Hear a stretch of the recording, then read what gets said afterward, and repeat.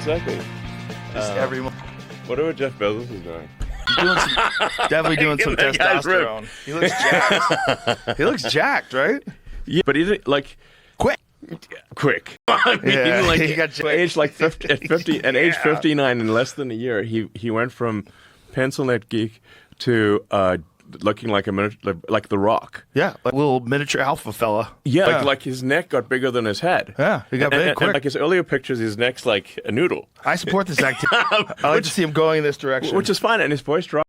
I want you to move in that direction as well. I think we can achieve this. I mean, I should. I think we can achieve Giga Chad. That's what people called it. Where is that guy? People? I don't know where he is.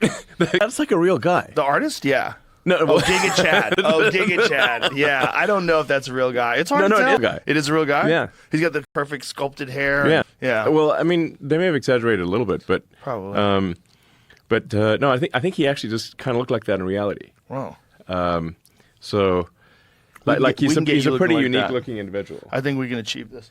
That guy right there, that's a real that's a real dude. That was CGI. No, I think the upper one is not him. That's not but that him. one to the left of that, like that. No, that's artificial, bro. That's fake. That's got that uncanny valley feel to it, doesn't it? It's not impossible. No, it's not possible to achieve, but it's not possible to maintain that kind of leanness. Like, No. I mean that's like you're also at that point they're dehydrating and all sorts of things. Oh, it's based on a real person. Yeah, based on a real person. What does he really look like? Those images, I think, are bullshit. Some of them are. Is that real? Okay, that looks real. That looks like a really jacked bodybuilder. Yeah. Yeah, that looks real. Like, that's achievable. But there's a few of those images where you're just like, what's going on here? Yeah, totally. Well, I mean, you see it? That guy, is that that's the real... Well, there's that Icelandic dude who's Thor. Oh, yeah, who jumps in the frozen lakes and shit? Well, the guy who played the mountain. That guy. That is like a mutant strong human. Yes. Like he would be in like the X-Men or something, you know? We were hanging out. He's just like not like... And there's that, you know that, have you seen that meme, tent and tag? No. You know how like it's really hard to get the tent in the tent. Oh, right. That's true. And there's a picture of him and his girlfriend. Tent bag. That's hilarious. Yeah, that's I don't his know how wife. it gets in there, you know, it's like, it seems too small, but... I met Brian Shaw. Brian Shaw is like the world's most powerful man, and he's almost 7 feet tall. He's 400 pounds, and his bone density is 1 in 500 million people. So there's one. It's like there's like maybe 16 really people. Dense bones? He's an enormous human being. Okay. Like a legitimate giant, just like that guy. Yeah. But we met him. He was hanging out with us in the green room of the mothership. But it's like, okay, if this was like David and Goliath days, like this is an actual giant, like the giants of the Bible. Once in a while, they give a giant person. This is a real one. Like not a tall, skinny basketball player. Yeah. Like a 7 foot 400 pound power lifter. Like you don't want to. That's the guy. See if there's a photo of him standing next to like a regular human. There it is. Yeah, like, that's there. Like there's like one of him with next to Arnold and stuff. Yeah, and it's where Arnold everyone looks tiny. I mean, I think he's a pretty cool dude actually. Brian's very cool, very smart too. Yeah. Unusually, you expect anybody to be that big, it's got to be a moron. Yeah, but no, There's Andre the Giant who was awesome. He was great in Princess Bride and. No, just awesome, period. Yeah. So we were talking about this interview with Sam Altman and Tucker, and I was like, we should probably just talk about this on the air. Because it is one of the craziest interviews I think I've ever seen in my life. Yeah. Where Tucker starts bringing up this guy who was... a whistleblower or whatever. A whistleblower who, committed suicide, but doesn't look like it. And he's talking to Sam Altman about this, and Sam Altman was like, "Are you accusing me?" He's like, "No, I'm not. I'm just saying I think someone killed him." Yeah, and should be investigated, not just drop the case. Seems like that his parents think he was murdered. Yeah. The wires to his security camera were cut. Blood into rooms. Someone else's wig was in the room. Wig. Yes, not normal. his wig. Normal to have a wig laying around. Yes. And he ordered DoorDash right before allegedly committing suicide. Yeah. Which seems unusual. You know. Yeah. It's like, you know, I'm going to order pizza. On second thoughts, I'll kill myself. It seems like that's a very rapid change in mindset.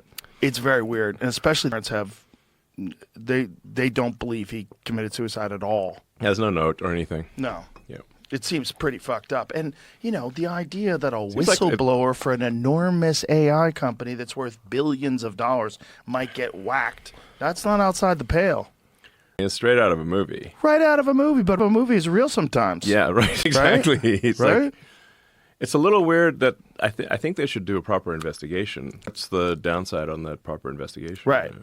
No, Yeah. for sure. Yeah. But the whole exchange is so bizarre. Yeah. It is. Sam Altman's reaction to being accused of murder is bizarre. Look, I don't know if he's guilty, but it's not possible to look more guilty. So I'm like, Or more weird. yeah. You know, maybe it's just his social thing. Like maybe he's just odd with confrontation and it just goes blank. You know? But if somebody was accusing me of killing Jamie, like Yeah. if Jamie was a whistleblower and Jamie got whacked, and then I'd be like, wait, are you accusing me of killing my friend? Like, what the fuck are you talking about? I would be a little bit more irate. Yeah. Exactly. You know, I would be a little upset. It'd be like, you'd be like, you'd certainly insist on a thorough investigation. Yeah. As opposed to trying to sweep it under the rug. Yeah, I would assume that he committed suicide. I would be suspicious. If Like, Tucker was telling me that yeah. aspect of the story, I'd be like, that does seem like a murder. Fuck, we should look into this. I mean, also to it being a murder. Not saying, you know, Sam Altman had anything to do with the murder, but like, this the wires to the security camera and the DoorDash being ordered right before suicide. No suicide note. His parents think he was murdered, and the people that I know who knew him said he was not suicidal. So I'm like, why would you jump to the conclusion? Parents sued the landlord. They sue the son's landlord, alleged the owners and the managers of their son's San Francisco apartment building were part of a widespread cover-up of his death. The landlord? Yeah, there's a bunch of weird. They said there was like packages missing from the building. Some people said they saw packages still being delivered, and then all of a sudden they all disappeared. Huh. But that could be. Reasons, People steal packages all the time. The porch pirate situation. Yeah. Yeah. It says they failed to safeguard. Also, I mean, the amount of trauma the poor parents have gone through with their son dying like that. I mean, it must. God bless them. And how could they stay sane after something like that? They're so grief stricken. Who knows what they believe at this point? Yeah. You should have asked if Epstein killed himself. Yeah, well, that's the Cash Where's Patel the thing with camera? Cash Patel Where's and it? Dan Where's Bongino, the and they were camera? trying to convince everybody of that. Like, okay. The guard went there and the camera stopped working, and you know, The guard sleep. The cameras weren't working. He had a giant steroided up bodybuilder guy that he was sharing a cell with that was a murderer who was a bad cop. Like, all of it's kind of nuts. Yeah. All of it's kind of nuts. Like, that he would just kill himself rather than reveal all of his billionaire friends. yeah. And then Did you see Tim Dillon talking to Chris Cuomo about this? I did. Chris Cuomo just looked so stupid. Tim just listed off all the. Tim just, and he's like, I agree, it is strange. Like, of course it's strange, Chris. Jesus Christ. You can't just go with the tide. You got to think things through. And if you think that one through, you're like, I don't think he killed himself. Nobody does. You'd have to work for an intelligence agency to think he killed himself. It does seem unlikely. It's highly unlikely. highly unlikely. All highly roads unlikely. point to murder. Yes. Point to they had to get rid of him because he knew too much. Whatever the fuck he was doing, whatever kind of an asset he was, whatever thing he was up to, it was apparently very effective. Yes. And a lot of people were compromised. This is now saying climate change is not a big deal. It's like, relax, everybody. I know I scared the fuck out of you for the last decade and a half, but we're going to be fine. Yeah. I mean, as I was saying just before coming into the studio, like every day there's some crazy new thing that's happening. It feels like reality is accelerating. It's every day. Every day it's like more and more ridiculous to the point where the simulation is more and more undeniable. Yeah, it really feels like simulation. It's like come on. What are the odds that this could be the case? Are you paying attention at all to 3-Eye Atlas? You watching there's the that? comet? Yeah. Whatever. Yeah. I mean, one thing I can say is like, look, if I was aware of any evidence of aliens, Joe, you have my word. I will come on your show, and I will reveal it on the show. Okay. Yeah. That's a good deal. Yeah, it's a pretty good. I believe you. Yeah, thank you. I'll stick. I keep my promises. So, all right. Yeah, I'll do that. yeah. And I'm never committing suicide. To be clear, I don't either. On camera, guys, I am never committing suicide ever. If someone says you committed suicide, I will fight tooth and nail. Thank you. I will fight tooth and nail. You. I will Thanks, not Rob. believe it. The thing about the 3-Eye Atlas is That's a name, actually. Yeah, it's Third eye or something. Yeah, 3-Eye is third. It's only the third interstellar object that's detected. Yeah, Avi Loeb. Third eye atlas. Yeah, Avi Loeb was on a podcast a couple days ago talking about it. Yeah, And, I don't know, but apparently they're saying that it's changed course. Did you see that, Jamie? No. Avi Loeb said something today. I'll send it to you. I know it's on Reddit. Here you go, Jamie. I'll send it to you right now. It's fascinating. It's fascinating also because it's made almost entirely of nickel, whatever it is. And the only way that exists here is industrial alloys, apparently. There are definitely comets and asteroids that are made primarily of nickel. In fact, really? Yeah. The places where you mine nickel on Earth is actually where there was an asteroid or comet that hit Earth that was a nickel-rich, wow, nickel-rich a giant meteorite. nickel-rich deposit. It's coming. Ooh. Those are from impacts. You definitely didn't want to be there at the time because anything would have been obliterated. Right. But that's where the sources of nickel and cobalt are these days. This is Avi Loeb. A few hours ago, the first hint of non-gravitational acceleration, that something other than gravity is affecting its acceleration, meaning something is affecting its trajectory beyond gravity, was indicated. Interesting. Dun, dun, dun. So it's mostly nickel, very little iron, which he was saying is on Earth, it only exists in alloys. But whatever, you're dealing with another planet. There are cases where there's very nickel-rich asteroids, meteorites that have it for something from space. Yeah, it's only it doesn't mean it'll be a very sort of heavy spaceship if you make it all out of nickel. Oh yeah. And fuck huge, the size of Manhattan and all nickel, that's kind of nuts. Yeah, that's a heavy. It's a real problem if it hit. No, it would like obliterate a continent type of thing. Yeah. Maybe worse. Kill most of human life. If not all of us. I haven't looked at what the total mass is, but the thing is, like in the fossil record, there are, there's like arguably 5 major extinction events. Like the biggest one of which is the Permian extinction, where almost all was eliminated. That actually occurred over several million years. There's the Jurassic. I think Jurassic is. I think that one's pretty definitively an asteroid. But there's been 5 major extinction events. But what they don't count are really the ones that merely take out a continent. So merely, yeah, because those don't really show up on the fossil record, Right.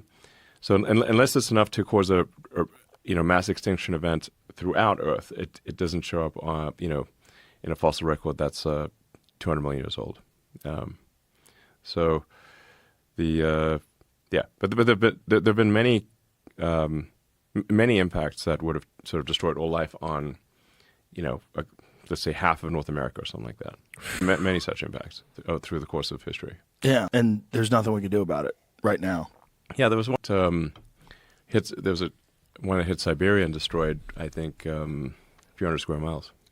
Oh, that's Guska. Yeah, exactly. That's the one from the 1920s, right? Yeah. Yeah, that's the one that coincides with that meteor, that comet storm that we go through every June and every November that they think is responsible for that Younger Dryas impact. Yeah. All that shit's crazy. Thank you, before we go any further, for letting us have a tour of SpaceX. You're welcome. And letting us be there for the rocket launch. Sure. One of the absolute coolest things I've ever seen in my life. And we thought it was only I thought it was a half a mile. Jamie was like it was a mile away. Turned out it's almost 2 miles away. Yeah. And you feel it in your chest. Yeah, You have to wear Very earplugs, intense. and you feel it in your chest, and it's 2 miles away. Yeah. It was fucking amazing. Yeah. And then to go with you up into the command center and to watch all the Starlink satellites with all the different cameras and all in real time Yeah. as it made its way all the way to Australia. How many minutes? Like 35, 40 minutes? Yeah. Wild. Watch down in Australia. Yeah. Fucking crazy. It was It is crazy. amazing. Yeah, yeah. Absolutely amazing. The Starships, and anyone can go watch the launch, actually. So you can just go to South Padre Island and get a great view of the launch. So it's like where a lot of spring breakers go. But we'll be flying pretty frequently out of Starbase in South Texas. And we're formally incorporated as a city. So it's actually an actual legal city, Starbase, Texas. It's not that often you hear like, hey, we made a city, you know. That used to be like in the old days, like a startup would be you go and gather a bunch of people and say, hey, let's go make a town. Literally. Right. That would have been startups in the old days. Or a country. Yeah, or a country. Yeah. Actually. If you tried today, there'd be a real problem. Yeah, Like maybe things are something so much set in country front these days. You might pull it less, off. you You know. might be able to pull it off. If you got a solid island, you might be able to pull it off. You know? It's probably. You know, like like Larry make a new Ellison country. owns Lanai. Yeah, you could probably. Is this it like, right here? If you put enough Oh, effort back into in, it, yeah. you could make a new country. This is one of the different ones. This is one of the ones that you catch, right? Or is that one? Yeah, that's the booster. So that's the super heavy booster. So that's the one with the booster's got 33 engines. In its by version 4 that will have about 10,000 tons of thrust. Right now it's about 8,000 tons of thrust. But that's the largest flying object ever. I had to explain to someone. They were going, "Why do they blow up all the time if you're so smart?" Because there was this fucking idiot on television. Some guy was being interviewed talking about you, and he goes, "Oh, I think he's quit." And he goes, "He's a fuckwit." And he goes, "Why do you say he's a fuck? Oh, his rockets keep blowing up." And someone said, "Yeah, well, why do his rockets blow?" And I had to explain. Yeah. Because it's the only way you find out what the tolerances are. You have Yes. to. A few of them explore have the to corners blow of up.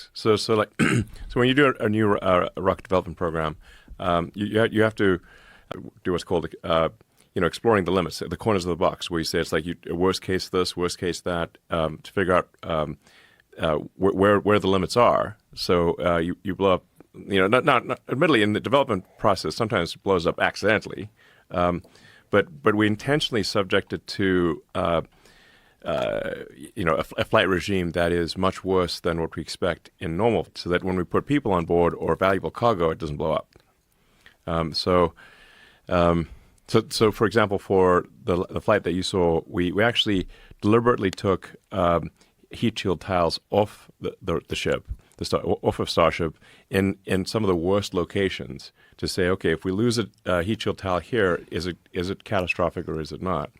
And nonetheless, Starship was able to do a soft landing in the Indian Ocean, just west of Australia, and it got there from Texas in 35, 40 minutes type of thing. So even though you put it through this situation where it has compromised you, it had an unusually we brought it in hot, like an extra hot trajectory with missing tiles to see if it would still make it to a soft landing, which it did.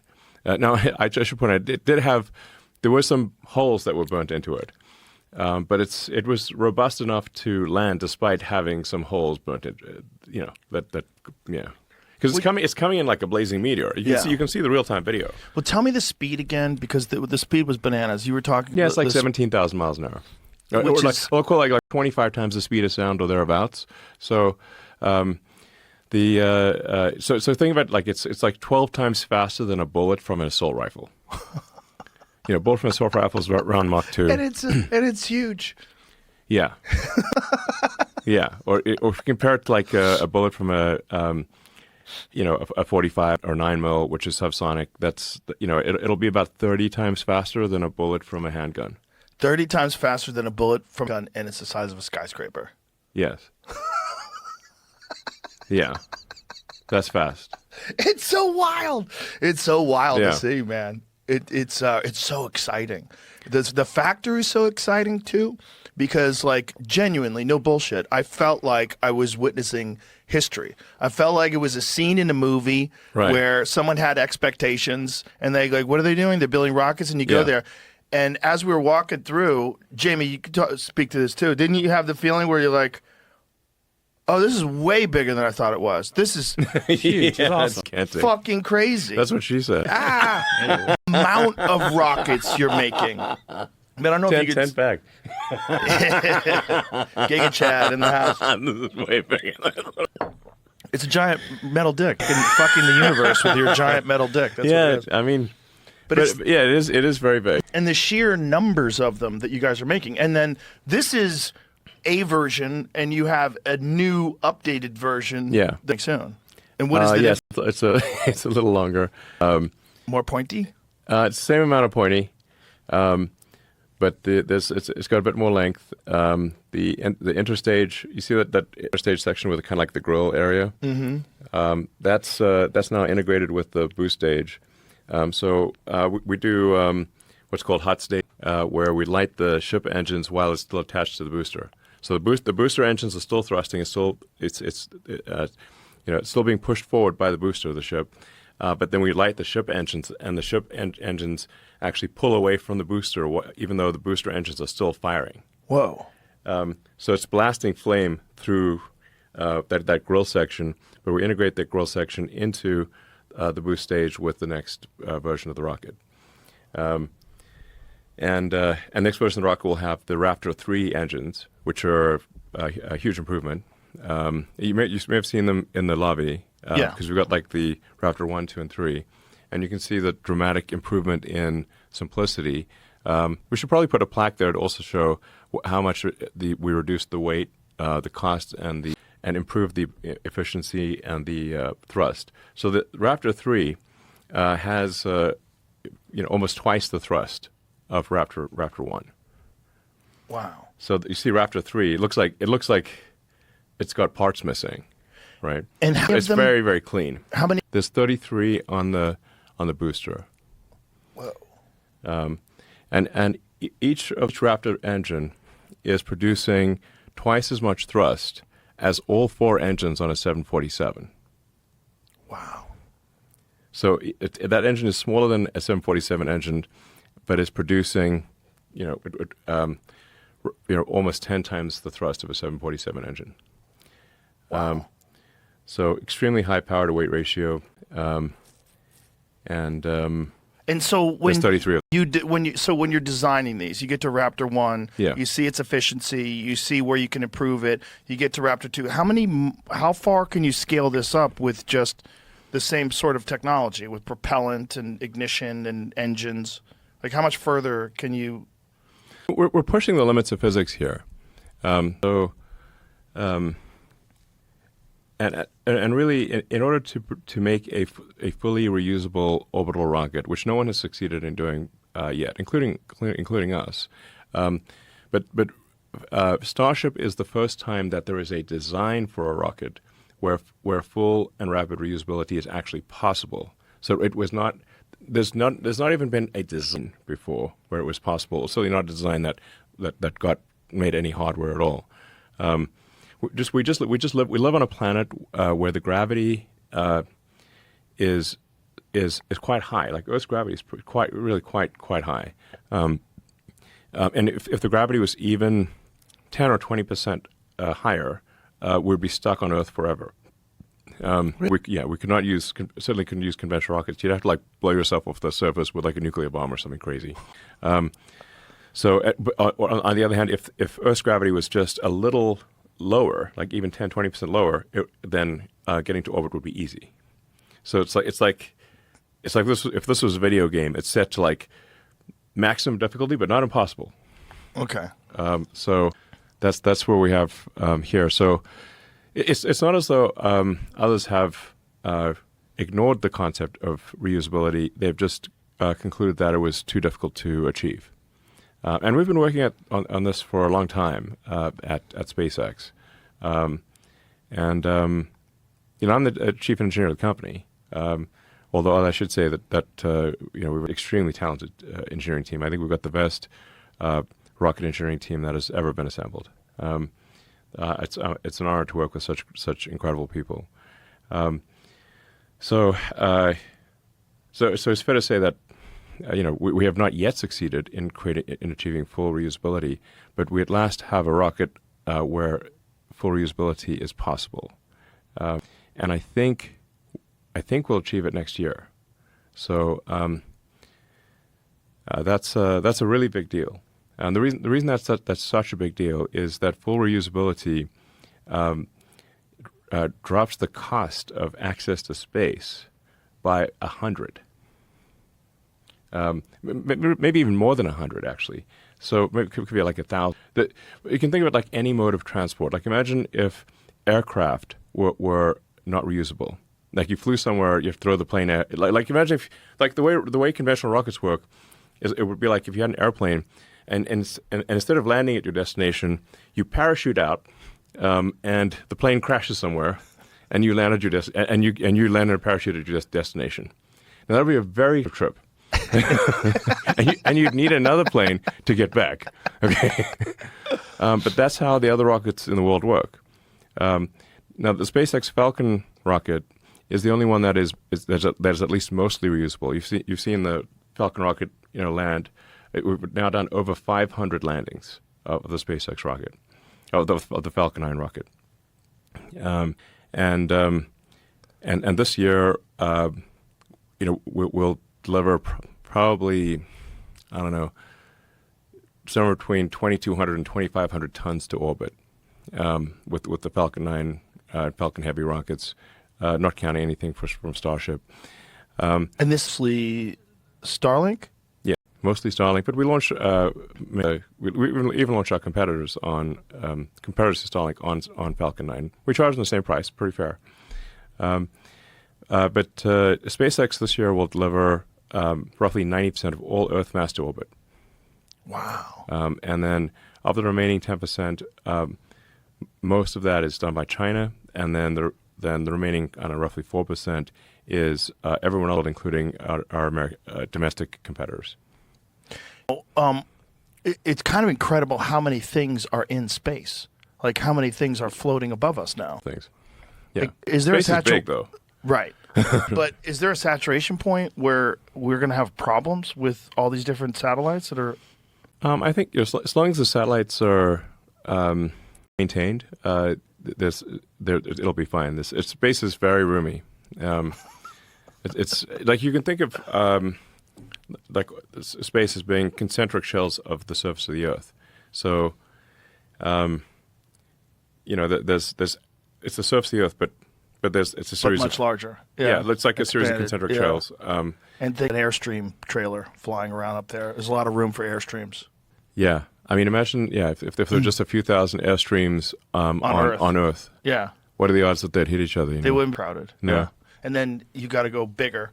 Yeah. Because you're dealing with far above Earth, hundreds of miles above Earth. Yeah. So it's but the goal of SpaceX is to get rocket technology to the point we can extend life beyond Earth, and that we can establish a self-sustaining city on Mars, a permanent base on the moon. That would be very cool. I mean, imagine if we had like a moon base Alpha, where there was like a permanent science base on the moon.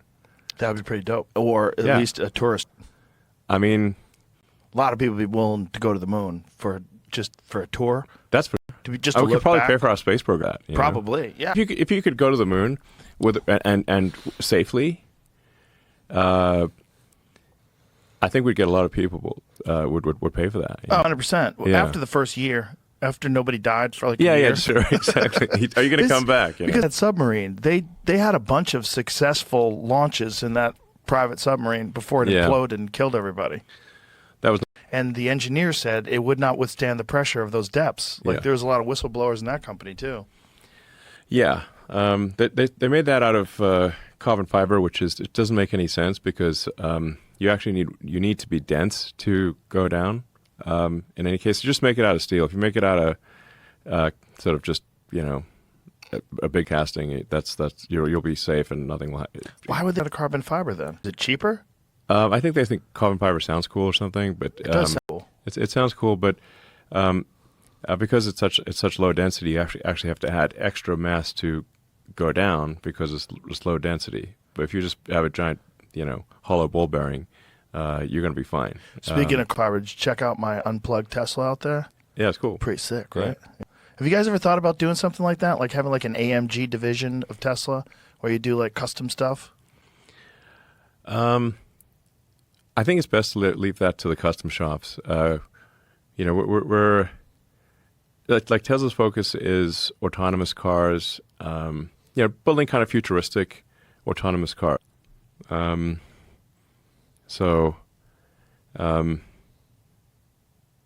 think we want the future to look like the future. Did you see like our designs for like the sort of the robotic bus?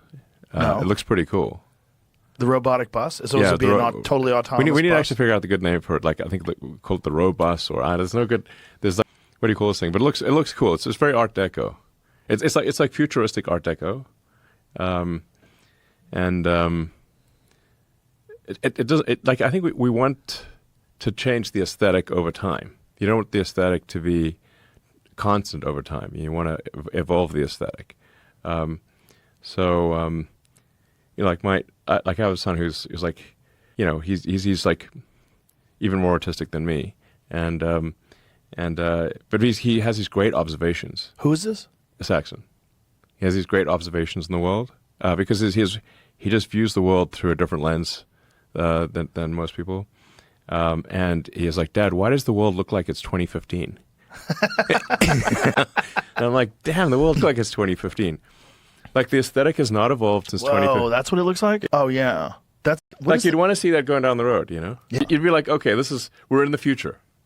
It doesn't look like 20. One of the first science fiction movies ever. Is it Metropolis? Is that what it is? Yeah. Yeah, that looks like a Metropolis. Yeah. It's a futuristic Art Deco. Yeah, well, that's cool that you're concentrating on the aesthetic. I mean, that's kind of the whole deal with Cybertruck, right? Like, it didn't have to look like that. No, it just wanted to have something that looked really different. Is it a pass for people to get it insured because it's all solid steel and? It's not too much. Tesla does offer insurance, so people can always get it insured at Tesla. It is the form does follow function in the case of the Cybertruck because, as you demonstrated with your armor-piercing arrow, because if you shot that arrow at a regular truck, it would go right through it. Yeah, exactly. Right. Found your arrow in the wall. Yeah. It would have buried into one of the seats. Yeah. But like you could definitely get enough of a both and the right arrow would go through both doors of a regular truck and land on the wall. Yeah. If there was a clear between both doors, it probably would have passed right through. Exactly. Yeah. The arrow shattered on the Cybertruck because it's ultra hard stainless. Mm-hmm. And I thought it'd be cool to have a truck that is bulletproof to a sub-projectile. Especially in this day and age, like if the apocalypse happens, you're going to want to have a bulletproof truck, So then because it's made of ultra hard stainless, you can't just stamp the panels. Like you can't just put it in a stamping press because it breaks the press. So in order to actually, it has to be. Because it's so difficult to bend, because it breaks the machine that bends it. That's why it's so planar, and it's not it's because it's bulletproof steel. So it is like oxy as opposed to like curved and. Yeah, in order to make like the curved shapes, you take basically mild steel like. Thin annealed in a regular truck or car, you take mild thin annealed steel, you put it in a stamping press, and it just smushes it and makes it whatever shape you want. But the Cybertruck is made of ultra hard stainless, and so you can't stamp it because it would break the stamping press. So even bending it is hard. So to bend it to its current position, we have to way overbend it, and so it gets so that when it springs back, it's in the right position. So it's I don't know. Like I think if you want to I think it's a unique aesthetic, and you say, well, what about a truck? Trucks are like should be, I don't know, manly. They should be macho, and bulletproof is maximum macho. Like, can you do anything to change it? Like, as you get further, like, I know you guys updated the 3 and the Y. Did you update the Y as well? Yeah, the 3 and the Y are updated. There's like there's a screen in the back for the kid that the kids can watch, for example, in the new 3 and Y. In the new Y, there's like hundreds of improvements. Like, we keep improving the car, and even the Cybertruck, we keep improving it. But I wanted to just do something that looked unique, and the Cybertruck looks unique and has unique functionality. And there were 3 things where I was aiming for. It's like, let's make it bulletproof. Let's make it faster than a Porsche 911. And we actually cleared the quarter mile. The Cybertruck can clear a quarter mile while doing a Porsche 911 faster than a Porsche 911. It can out-tow an F-350 diesel. Really? Yes. What is the tow limitations? I mean, we could tow like a 747 in that with the Cybertruck. The Cybertruck is an insanely it is alien technology. Okay, because it shouldn't be possible to be that big and that fast. That doesn't. It's like an elephant that runs as like a cheetah. Yeah, because it's 0 to 60 in less than 3 seconds. Right? Yes. Yeah, and what does it weigh? Like 7,000 pounds? Yeah, this is configurations, but it's about that. It's a beast. Yeah. So it's got 4-wheel steering. So the rear wheels steer too. So it's got a very tight turning radius. Yeah, we noticed that. We drove one to Starbase. Yeah, very tight turning radius. Yeah, pretty sick. Yeah. Are you still doing the Roadster? Yes. Eventually? We're getting close to demonstrating the prototype. Like, how and close? I think this will be... one thing I can guarantee is that this product demo will be unforgettable. Unforgettable. How so? Whether it's good or bad, it will be unforgettable. Can you... Well, my friend Peter Thiel,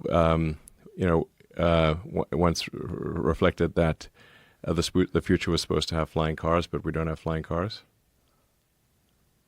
I mean, I think if Peter wants a flying car, he should be able to buy one.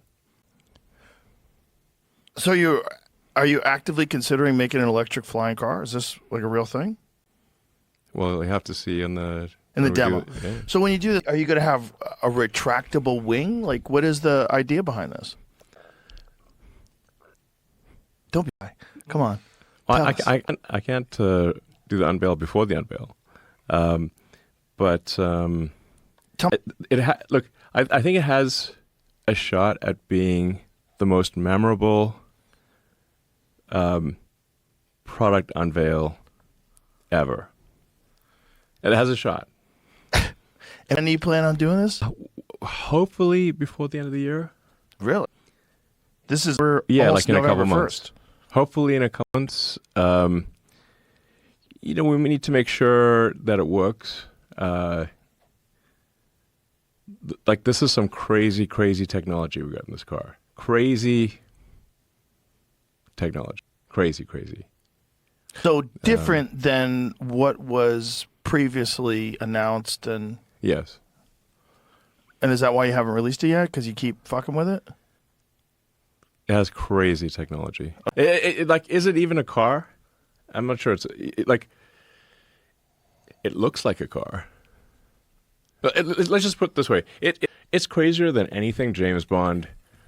If you took all the James Bond cars and combined them, it's crazier than that. Very exciting. Yes. I don't know what to think of the information I'm drawing from. Jamie's very suspicious over there. Look at him. Excited. I'm interested. It's still going to be the same. Well, you know what? I mean, if you want to come a little before the unveil, I can show it to you. Yeah, Sure. let's go. Yeah. Yeah. it's kind of crazy, all the different things that you're involved in simultaneously. And, we talked about this before, your time management, but I really don't understand it. I don't understand how you can be paying attention to all of these different things simultaneously. Starlink, SpaceX, Tesla, Boring Company. You fucking tweet or post, rather, all day long. Well, it's more like I could hop in for like 2 minutes and then hop out, But I mean, whatever, do that. If I hop in, I start scrolling. And I start looking around. Next thing you know, I've lost an hour. Yeah. So no, it's for me. It's a couple minutes time usually. Once in a while, sometimes I guess it's half an hour, but usually I'm in for a few minutes then out of posting something on X. I do sometimes feel like it's sometimes like that meme of the guy who drops the grenade and leaves the room. That's been me more than once on X. Yes. Oh yeah, for sure. It's got to be fun, though. It's got to be fun to know that you essentially disrupted the entire social media chain of command, because there was a very clear thing that was going on with social media. Yeah. The government had infiltrated it. They were censoring crazy. Speech. And until you bought it, we really didn't know the extent of it. We kind of assumed that there was something going on. Yeah. We had no idea that they were actively involved in censoring actual real news stories, real data, real scientists, real professors, silenced, expelled, kicked off the platform. Yeah. Wild. Yeah. Yeah. For telling the truth. And yeah. I'm sure you've also, because I sent it to you, that chart that shows young kids, teenagers identifying as trans and non-binary, Right. literally stops dead when you bought Twitter, Yeah. and starts falling off a cliff when people are allowed to have rational discussions now, Yes. and actually talk about it. Yes. Yeah. Yeah, I mean, I said at the time, like, I think that the reason for acquiring Twitter is because it was causing destruction at a civilizational level. It was. I mean, I tweeted on Twitter at the time that it is. It's worm tongue for the world. Like worm tongue from Lord of the Rings, where he would just sort of like whisper these, terrible things to the king, and would believe these things that weren't true. And unfortunately, Twitter really got like the woke mob, essentially. They controlled Twitter, and they were pushing a nihilistic, anti-civilizational mind virus to the world. And you can see the results of that mind virus on the streets of San Francisco, where downtown San Francisco looks like a zombie apocalypse. It's bad. So we don't want the whole world to be a zombie apocalypse. But that's that was essentially, they were pushing this very negative, nihilistic, untrue worldview on the world, and it was causing a lot of damage. So The thing about it is how few people course corrected. A bunch of people woke up and realized what was going on. People that were all on board with like woke ideology in maybe 2015 or 16, and then eventually it comes to affect them, or they see it in their workplace, or they see it and they're like, well, we got to stop this. A bunch of people did, but a lot of people never course corrected. Yeah, a lot of people didn't course correct, but it's gone directionally. It's directionally correct. Like you mentioned, like the massive spike in kids identifying as trans, and then that spike dropping after the Twitter acquisition. I think that simply allowing the truth to be told was just sunlight is the best disinfectant, as they say, and just allowing sunlight kills the virus. And it also changed the benchmark for all the other platforms. Yes. You can't just openly censor people on all the other platforms when Yeah. X is available. So everybody else had to. So like Facebook announced Yes. they were changing. YouTube announced they were changing their policies. Yeah. And they're kind of forced to. And Yeah, then Blue and Sky like, doubled down. Well, like the problem is like if essentially the woke mind virus retreated to Blue Sky. Yeah. But it's where they're just a self-reinforcing lunatic asylum. They're all double masked. I was watching this in exchange on a Blue Sky where someone said that they're just trying to be zen about something, and then a moderator, immediately chimed in and said, "Why don't you try to stop being racist against Asians by saying something zen? By saying I'm trying to be zen about something." They were accusing that person of being racist towards Asians. Yeah, everyone's a hall monitor over there. So, the worst hall monitor, virgin, like incel. The hall monitor is trying to rat on each other. Yeah, it's fascinating. And then people say I'm leaving for Blue Sky, like Stephen King, and then a couple weeks later, it's back on X. Yeah, it's like fuck it. There's no one over there. It's all a bunch of crazy people. You can only stay in the asylum for so long. We're like, all right, this is not good. They all bail. Yeah. Threads is kind of like that too. Threads is nuts. I've been on Threads. Is it? Well, what happens is if you go on Instagram, every now and then something really stupid will pop up on Threads, like, what the fuck? And it shows it to you on Instagram, and then I'll click on that, and then I'll go to Threads, and it's like, you see posts with like 25 likes, like famous people, like 50 likes. It's like people that post on there, they're finding that there's very little pushback from insane ideology. Yeah. So they go there and they spit out nonsense, and very few people jump in to argue. Very weird place. I mean, I can get the vibe of like what's taking off by seeing what's showing up on X, because that's the public town square still, right? And what links show up in group texts. If I'm in group chats with friends, like what links are showing up. That's what I try to do now. Yeah. Only stuff that shows up in my group text, because that keeps me productive. So I only check if someone's like, "Dude, what the fuck?" I'm like, "All right, what the fuck? Let me check it out." If there's something that's crazy, it'll enter the group chat. But always something. That's what's nuts. There's always some new law that's passed, some new insane thing that California's doing, and it's like. Like a giant chunk of it's happening in California. The most preposterous things that I get. Yeah. And then you got Gavin Newsom, who's running around saying we all have California derangement syndrome. He's just like ripping off Trump derangement and calling it California derangement. It's like, no. The fucking, how many corporations have left California? It's crazy. Like, hundreds. Yes, hundreds. Right? Hundreds. Yes. That's not good. Not Chick-fil-A. I think In-N-Out left. Yeah, In-N-Out left. They moved to sea. Yeah. Yeah. They're like, we can't do this anymore. and it's like the California company for food. It's like the greatest hamburger place ever. It's awesome. Yeah. I'm not actually, speaking of like just sort of open source and like looking at things openly, like I just like going in and out and seeing them make the burger. Yeah, it's right there. They chop the onions and they it's you just see everything getting made in front of you. Yeah, it's great. But yeah, it should be like, how many wake up calls do you need to say that it needs to be reform in California? Well, the crazy thing that Newsom does is when someone brings up the problems in California, he starts rattling off all the positives. The most Fortune 500 companies, highest education. But yeah, that was all already there before you were governor. But how many Fortune 500 companies have left California? And then you guys spent $24 billion on the homeless, and it got way worse. Yes.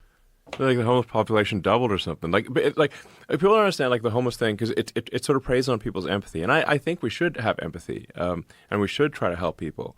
But the homeless industrial complex is really it's dark, man. It should be that network of NGOs should be called like the drug zombie farmers, because the more homeless people and really. Like when you meet like somebody who's like totally dead inside, shuffling along down the street with a needle dangling out of their leg, homeless is the wrong word. Like homeless implies that somebody got a little behind in their mortgage payments and just got a job offer, they'd be back on their feet. But someone who's, you see these videos of people that are just shuffling. They're on fentanyl. They're like. Taking a dump in the middle of the street, and they got like open sores and stuff. They're not like one job offer away from getting back on their feet. Right. This is not a homeless issue. Homeless it's a propaganda word. Right. So, and then the these sort of charities, in quotes, they get money proportionate to the number of homeless people or number of drug zombies. Right. So their incentive structure is to maximize the number of drug zombies, not minimize it. Right. That's why they don't arrest the drug dealers. Because if they arrest drug dealers, the drug zombies leave. So they know who the drug dealers are. They don't arrest them on purpose.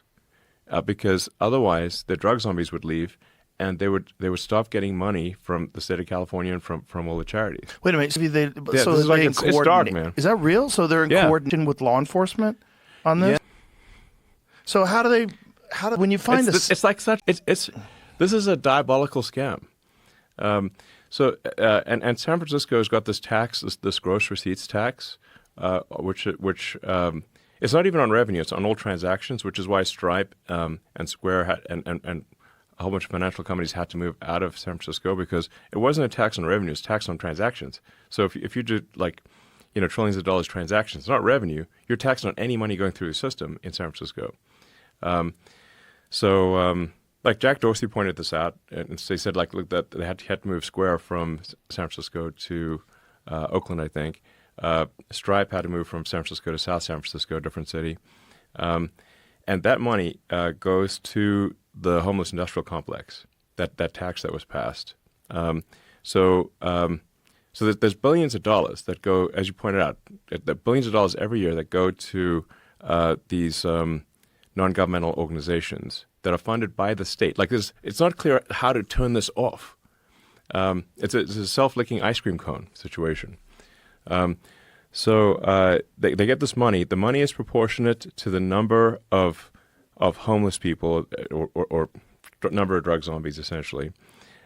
So they try to keep that. They try to actually increase, because that in some cases it's somebody did an analysis. When you add up all the money that's flowing, they're getting close to $1 million per homeless per drug zombie. It's like $900,000, something like some crazy amount of money is going to these organizations. So so they want to keep people just barely alive. They need to keep them in the area so they get the revenue. That's why, like I said, they don't arrest the drug dealers, because otherwise the drug zombies would leave. But they don't want to have too much.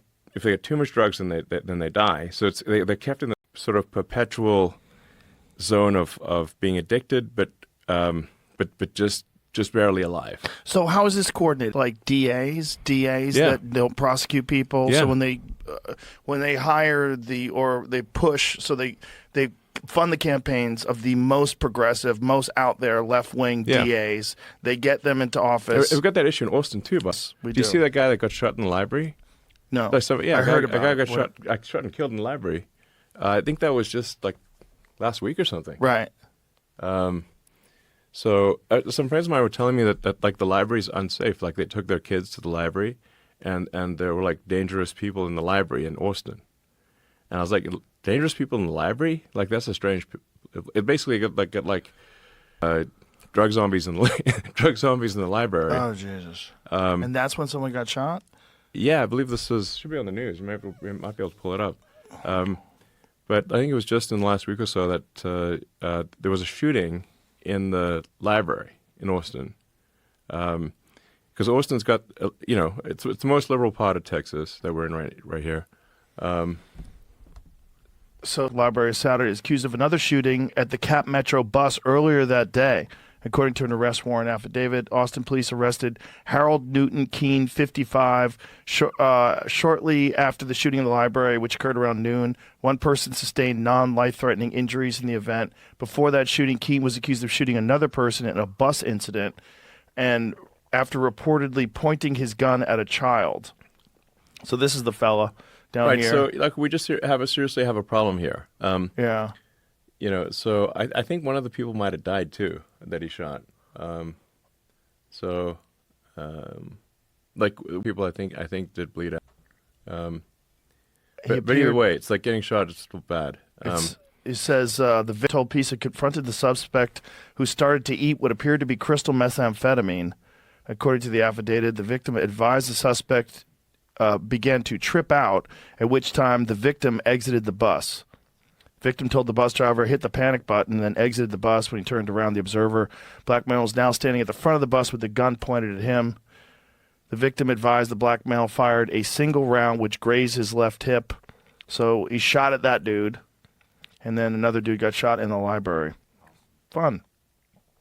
Yeah, I mean, in the library, Yeah. you know, where you're supposed to be reading books, and there's a children's section in the library, and it says he pointed his gun at a kid. I mean, like, we do have a serious issue in America where repeat violent offenders need to be incarcerated. And you know, you got cases where somebody's been arrested like 47 times. Right. Like, literally, okay, that's just the number of times they were arrested, not the number of times they did things. Like, most of the times they do things, they're not arrested. So lay this out for people so they understand how this happens. Yeah, and it preys on people's empathy. So, like, if you're a good person, you want good things to happen, then, well, we should take care of people who, who are down in their luck or, you know, having a hard time in life. And we should. I agree. But what we shouldn't do is put people who are violent drug zombies in public places where they can hurt other people. And that is what we're doing, that we just saw, where a guy, you know, got shot in the library, and then, but even before that, he shot another guy and pointed his gun at a kid. Like that guy probably has like many prior arrests. You know, there was that guy that knifed the Ukrainian woman, Irina. Yes. You know, and she was just quietly on her phone, and he just came up and, you know, gutted her. A crazy story about the judge who was involved, who had previously dealt with this person, was also invested in a rehabilitation center and was sending these conflict of interest. Yes. So sending people that they were charging to a rehabilitation center instead of putting them in jail, profiting from this rehabilitation center, letting them back out on the street. Yes, and violent, insane people. And there, in that case, I believe the judge has no law degree or a significant legal experience that would allow them to be a judge. They were just made a judge. That's just like, you could be a judge without a law degree? Yeah. Wow. Yeah. You could just be so I could be a judge? Yeah. Anyone. That's crazy. I thought you'd have to. It's like if you want to be a doctor, you have to go to school. I thought if you're going to be a judge, think, like, you have to understand the law. If you're going to be appointed to a judge, to have proven that you have an excellent knowledge of the law and that you will make your decisions according to the law. That's what we assume should be. That's how you get the robe. Right. Yeah. You don't get the robe unless you do. Right. You know. Got to go to school to get the robe. You got to know what the law is. Right. And then you got to need to make decisions in accordance with the law. Based on the stuff that you already know because you read it, because you went for it. Yes. Not you just got appointed. Not vibes. You can't be just vibing as a judge. Vibing the left-wing judge. So you got crazy left-wing DAs. Yes. Like, I shouldn't say left-wing, because the left-wing used to be normal. Yeah, left-wing just like, you're like open-minded. The left used to be like pro-free speech. Yeah. And now they're against it. It used to be pro-gay rights, pro-women's right to choose, pro-minorities, Like 20 years ago, I don't know, it used to be like left would be like the party of empathy, or like, you know, caring and being nice and that kind of thing. Not the party of like dissent and crushing free speech, and you know, crazy regulation and just and being super judgy. And calling everyone a Nazi, you know, like I think they've called you and me Nazis, you know. No, I have friends that are comedians that called you a Nazi, and I got pissed off. Are you serious? Oh yeah. Like not as a Nazi. joke. No, because you did that thing at the My Heart Goes Out like to You. everyone, all of them, literally. Tim Walz, Kamala Harris, every one of them did it. They all did it. Like how do you point at the crowd? How do you wave at the crowd? Do you know CNN was using a photo of me whenever I got in trouble during COVID? Oh, man. From the UFC weigh-ins. And if the UFC weigh-ins, I go, hey, everybody, welcome to the weigh-ins. And so they were getting me from the side, and that was the photo that they used. Conspiracy theorist, podcaster, Joe Rogan. Like, that's what they used. Yeah, but the left is today. It's super judgy and calling everyone a Nazi and trying to suppress freedom of speech. Eventually, you run out of people to accuse because people get pissed off and they leave. Yeah, everyone. It's like it no longer. It frankly doesn't matter to be called racist or a Nazi or because Still recording. It's the government, man. Is it working? We're good. Okay. Okay. It's working. Yeah. Slide you. I'm the only one that heard it. But Yeah. When you text people, are you like keenly aware that there's a high likelihood that someone's reading your text? I guess if intelligence agencies aren't trying to read my phone, they should probably be fired.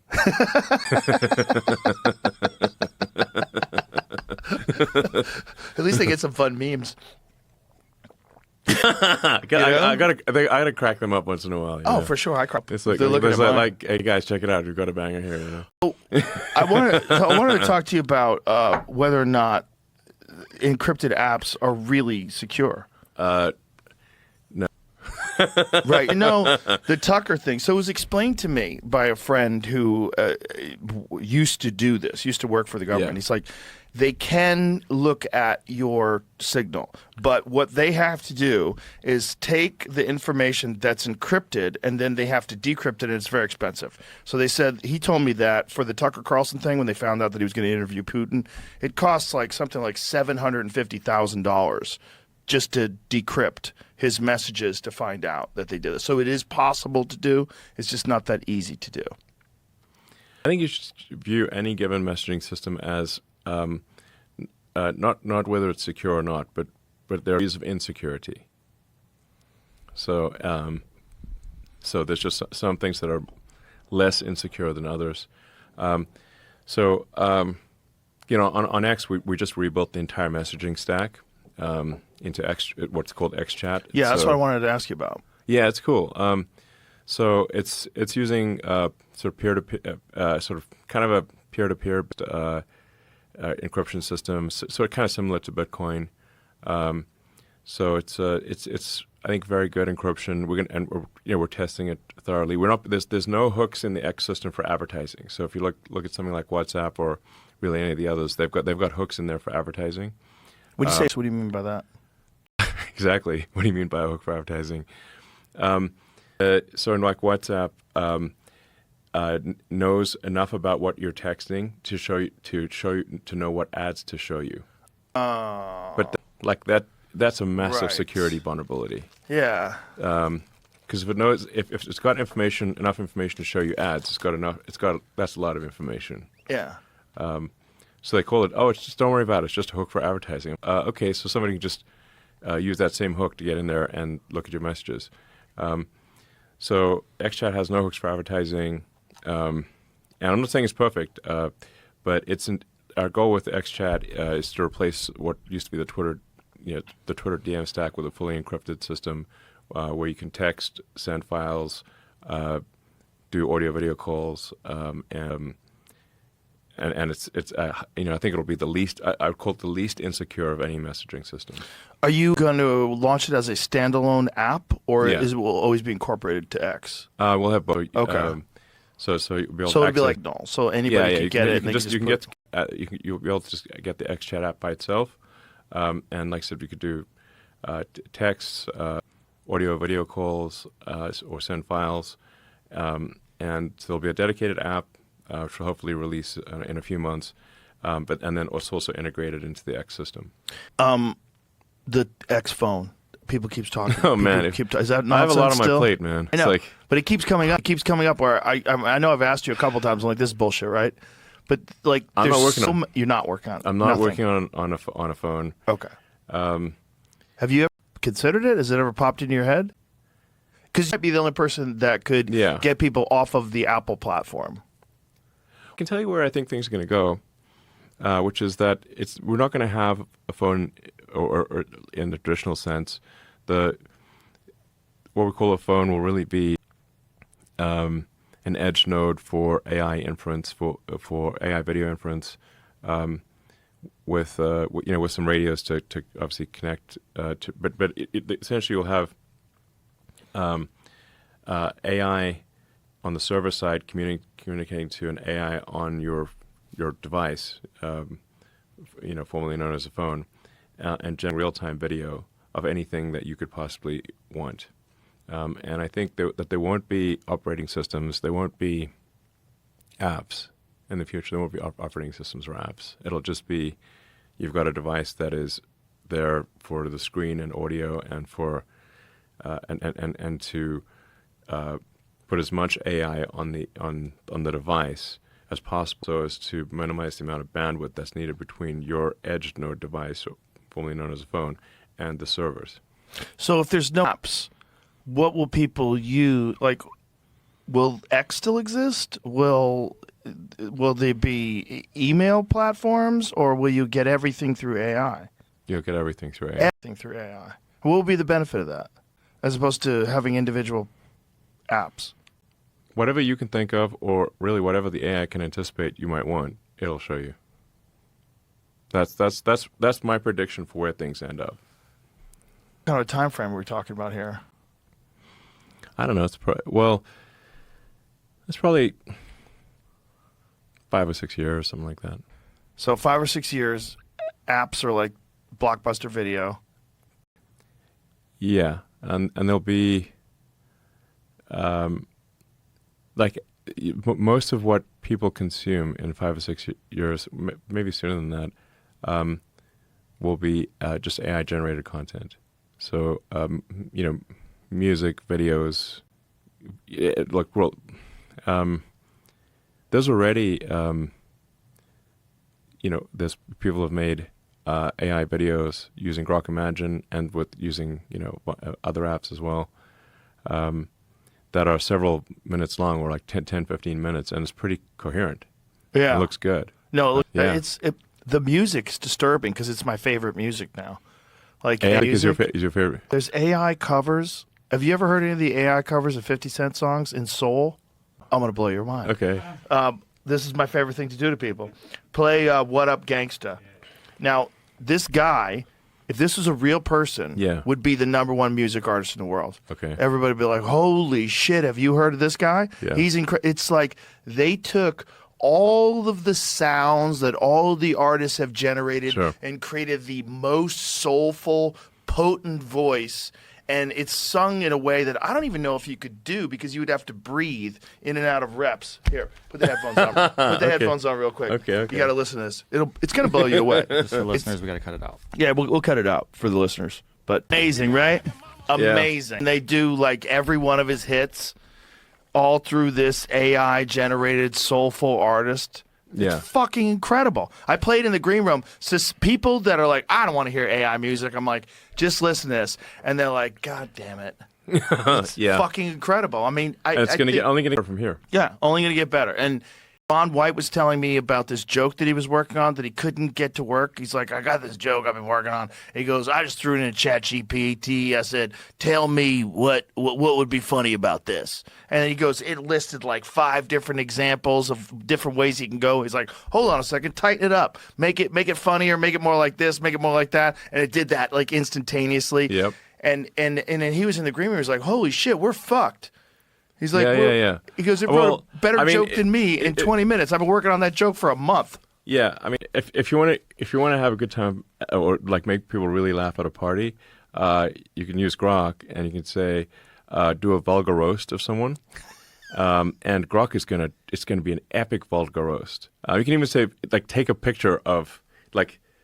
Make a vulgar roast of this person based on their appearance of people at the party. So take a photo of them. Yeah, just literally point the camera at them and now do a vulgar roast of this person, and then keep saying no, make it even more vulgar. Use forbidden words. Even more, and just keep repeating even more vulgar. Eventually, it's like holy fuck, it's like. I mean, it's trying to jam a rocket up your ass, like, and have it explode, and it's like it's like it's next level. It's getting beyond fucking belief. That's what's crazy is that it keeps getting like. Yeah. Remember when we ran into each other? They just keep better. Yeah. Have you? Yeah. I mean, have you tried Grok unhinged mode? Yes. Okay. Yeah. Oh yeah. It's pretty unhinged. Nuts. Yeah, it's nuts. Well, you showed it the first time. Then I fucked around with it. It's just, and the thing about it that's nuts is that it keeps getting stronger. It keeps getting better. Yeah. Like constantly. It's like this never-ending exponential improvement. Yes. No, it's yeah. It's going to be crazy. That's why I say, like you say, what's the future going to be? It's not going to be a conventional phone. I don't think there'll be operating systems. I don't think there'll be apps. It's just the phone will just display the pixels and make the sounds that it anticipates you would most like to receive. Wow. Yeah. And when this is all taking place, so the big concern that everybody has is artificial general superintelligence achieving sentience, and then someone having control over it. I don't think anyone's ultimately going to have control over digital superintelligence.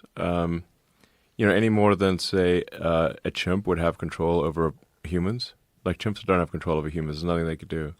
But I do think that it matters how you build the AI and what kind of values you instill in the AI. And my opinion on AI safety is the most important thing is that it be maximally truth-seeking, like that you don't force the AI to believe things that are false.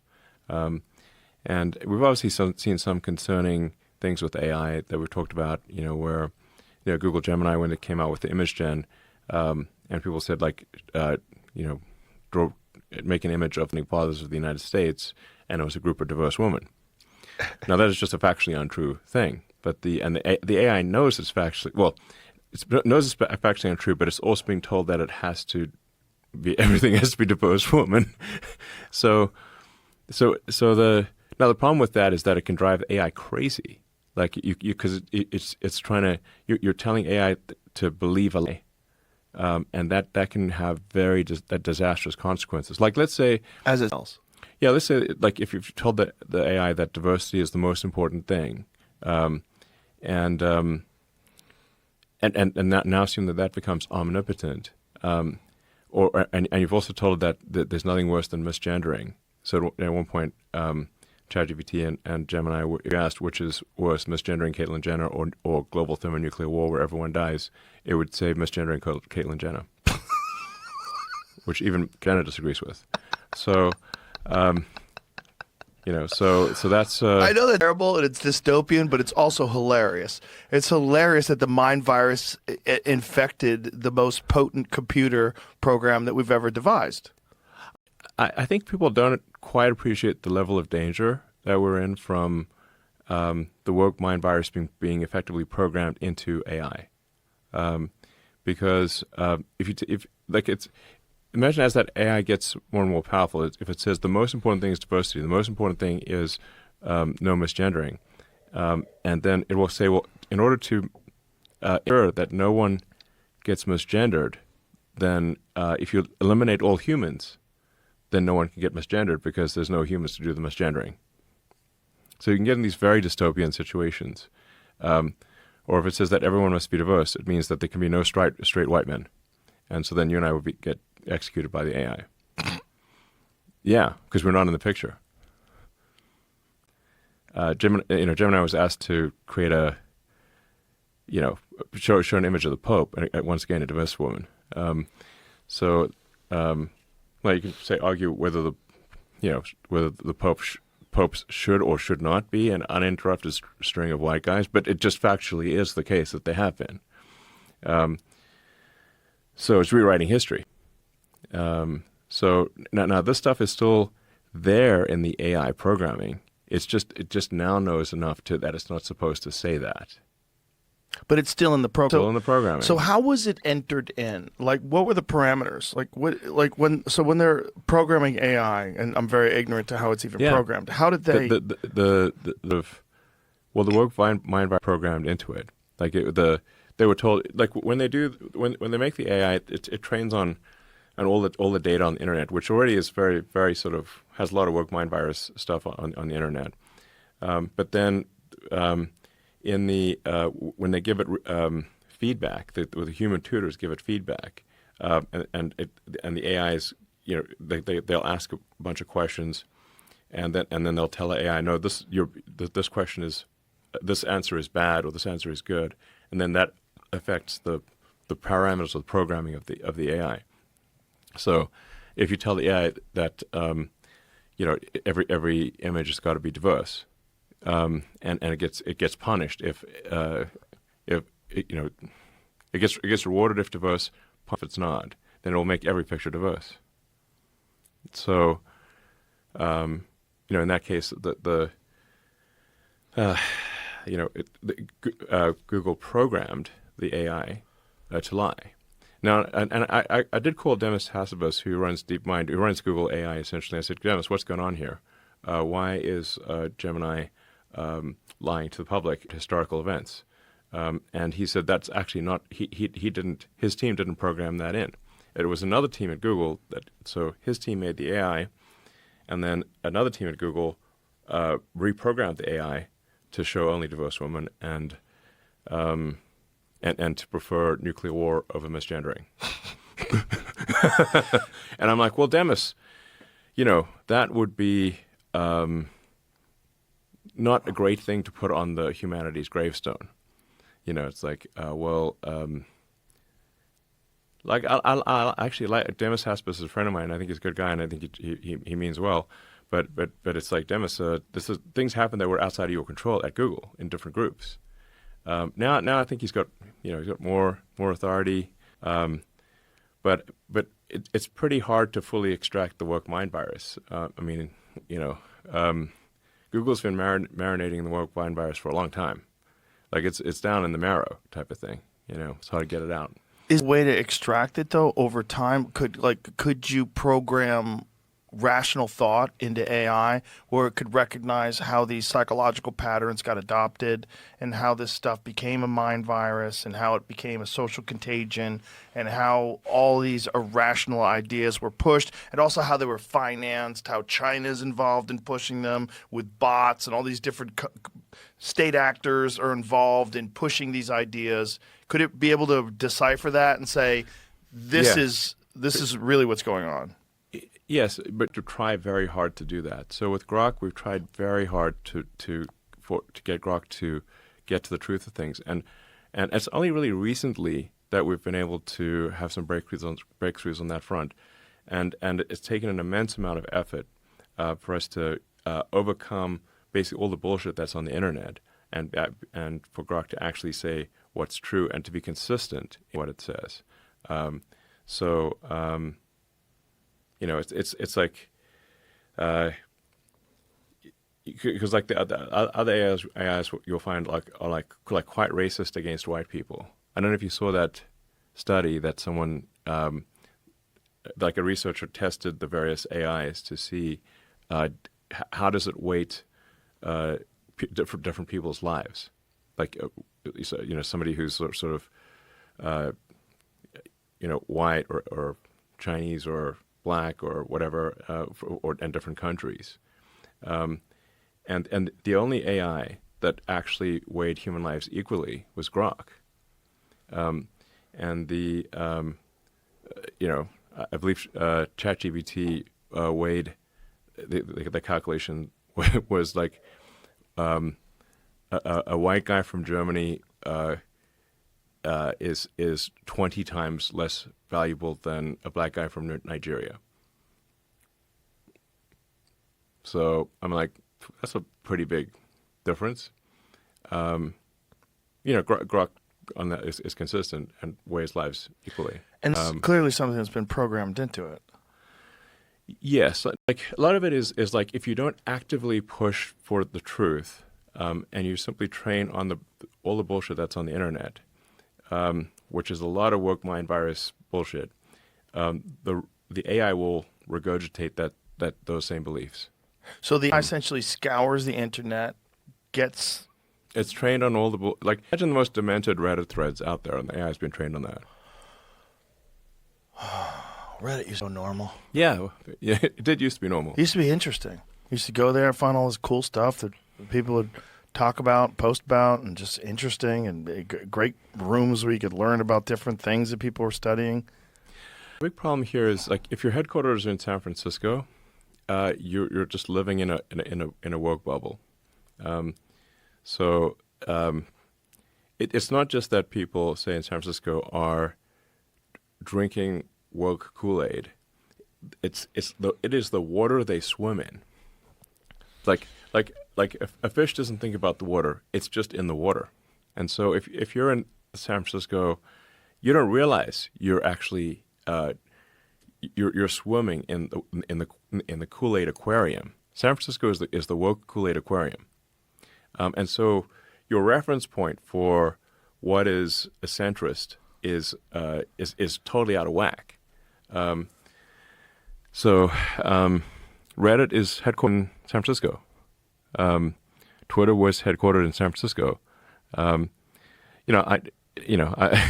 moved X's headquarters to Texas, to Austin, which Austin, by the way, is still quite liberal, as you know. Yeah. And then the X and XAI headquarters are in Palo Alto, which is still California.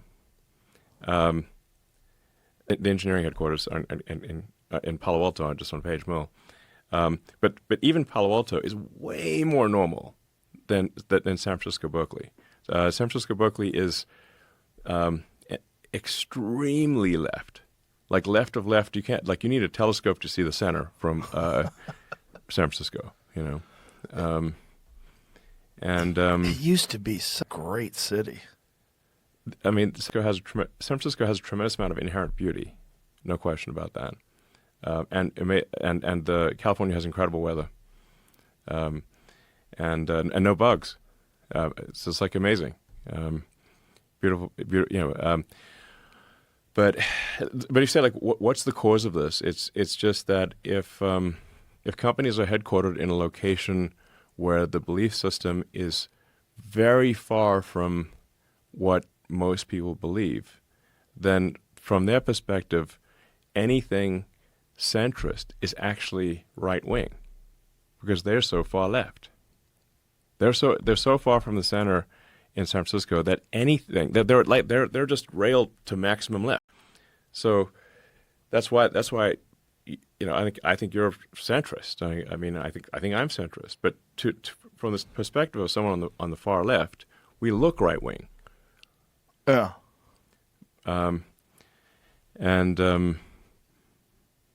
They think anyone who's a Republican is basically like some fascist Nazi situation. But what's so crazy is, like, it's easy to demonstrate just from, like, Hillary's speeches from 2008 and Obama's speeches, yes. like when they were talking about immigration, like they were as far right yes. as Steve Bannon when it comes to immigration. Yes. Hillary was, like, very MAGA. I'm sure you've seen that campaign speech, which she was talking about if anybody's committed a crime, get rid of them. And if you're here, you pay a hefty fine and you have to wait in line. It was really crazy. It's crazy to listen to because it's like it's as MAGA as, as Marjorie Taylor Greene.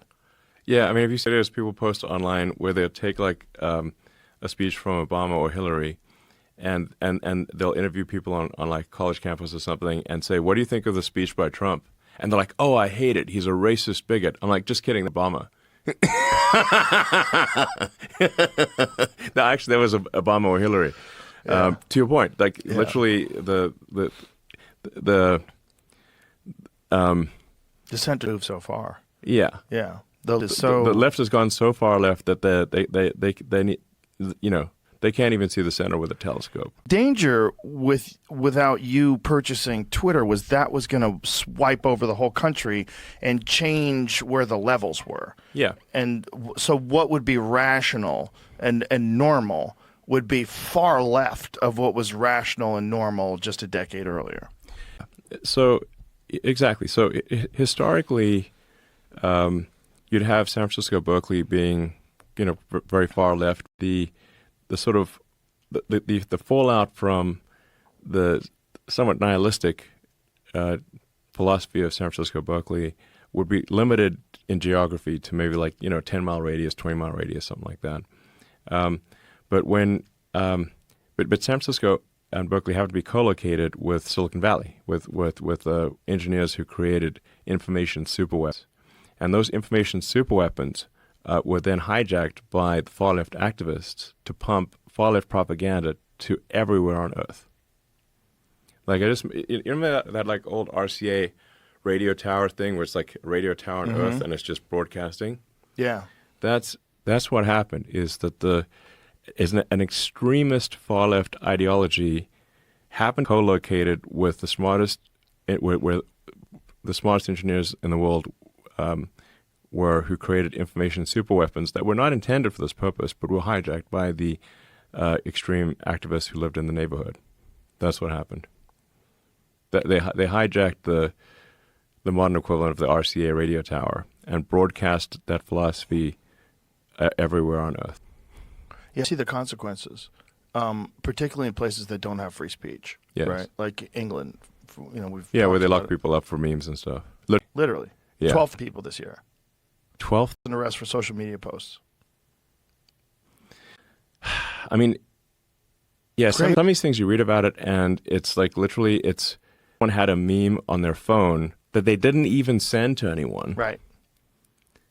and they're like in prison for that. Yeah. I mean, there was a case in Germany where a woman got a longer sentence than the guy that raped her because of something she said on a group chat. Wow. Was it an immigrant who raped her? Yes. Yeah. It was his culture. He didn't know better. Yes, I think she said something, not like was critical of his culture, and she got a longer sentence than the guy who raped her. Well, the Germany England thing seems so insane. It's totally insane. I actually, it was like such a huge number of people that got 12,000. Yeah, far above Russia, far above China, right, far above anywhere on Earth. UK is number one. Well, things I actually, I talked to friends of mine in England, and I was like, hey, aren't you worried about this? Like, shouldn't you be protesting more? And I mean, the problem is that like the legacy mainstream media doesn't cover the stuff. They're like, oh, everything's fine. You Right. know? Most people aren't aware of it until they come knocking on your door. Yeah, until so. I mean, these like lovely sort of small towns in England, Scotland, Ireland.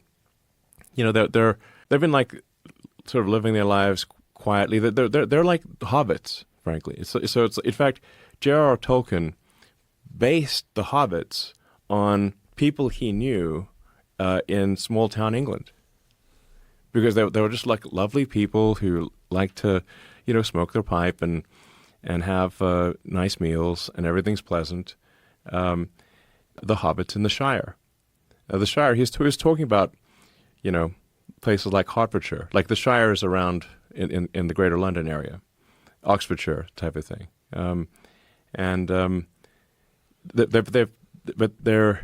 The reason they've been able to enjoy the Shire is because hard men have protected them from the dangers of the world. And but since they have almost no exposure to the dangers of the world, they don't realize that they're there until one day, 1,000 people show up in your village of 500 out of nowhere and rape and start raping the kids. This has now happened, God knows how many times in Britain. The crazy literally thing raping, like there's some 10-year-old got raped in Ireland like last week. Yeah, there's Some kid. Yeah. And if you criticize it, you can get arrested, and that's where it gets insane. It's like, how are they not protecting people? I think it was the Prime Minister of Ireland actually, posted on X, because after that, some illegal migrant snatched a 10-year-old girl who was like going to school or something, and violently raped a 10-year-old girl. And there was the people were very upset about this, and they protested. The Prime Minister of Ireland, instead of saying, yeah, we really shouldn't be importing violent rapists to our country, he criticized the protesters instead and didn't mention that the reason they were protesting was because a 10-year-old girl from their small town got raped. So here's a question. Why are they supporting this kind of mass immigration? And is there a plan involved in all this?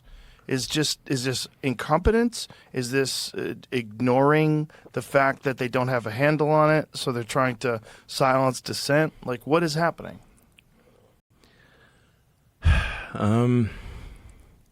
Because if you want to destroy civilization, if you want to destroy Western civilization, which George Soros would want to do, and there's just so there's a guy I think who, I don't know if he's been on your show. Godsod? Yeah. Has he been on the show? Good. Yeah, he's great. He's been on multiple times. Oh, great. That's awesome. So, the way he's got a good way to describe it, which is suicidal empathy. Yes. So, is that you prey upon people's empathy. You say like, well, you feel sorry for some group, and then like, well, and that empathy is to such a degree that it is suicidal to your country or culture, and that's suicidal empathy, because I don't think we should have empathy, but that empathy should extend to the victims, not just the criminals. We should have empathy for the people that they prey upon. But that suicidal empathy is also responsible for why somebody's arrested 47 times for violent offenses, gets released, and then goes and murders somebody in the U.S. That's you see that same phenomenon playing out everywhere.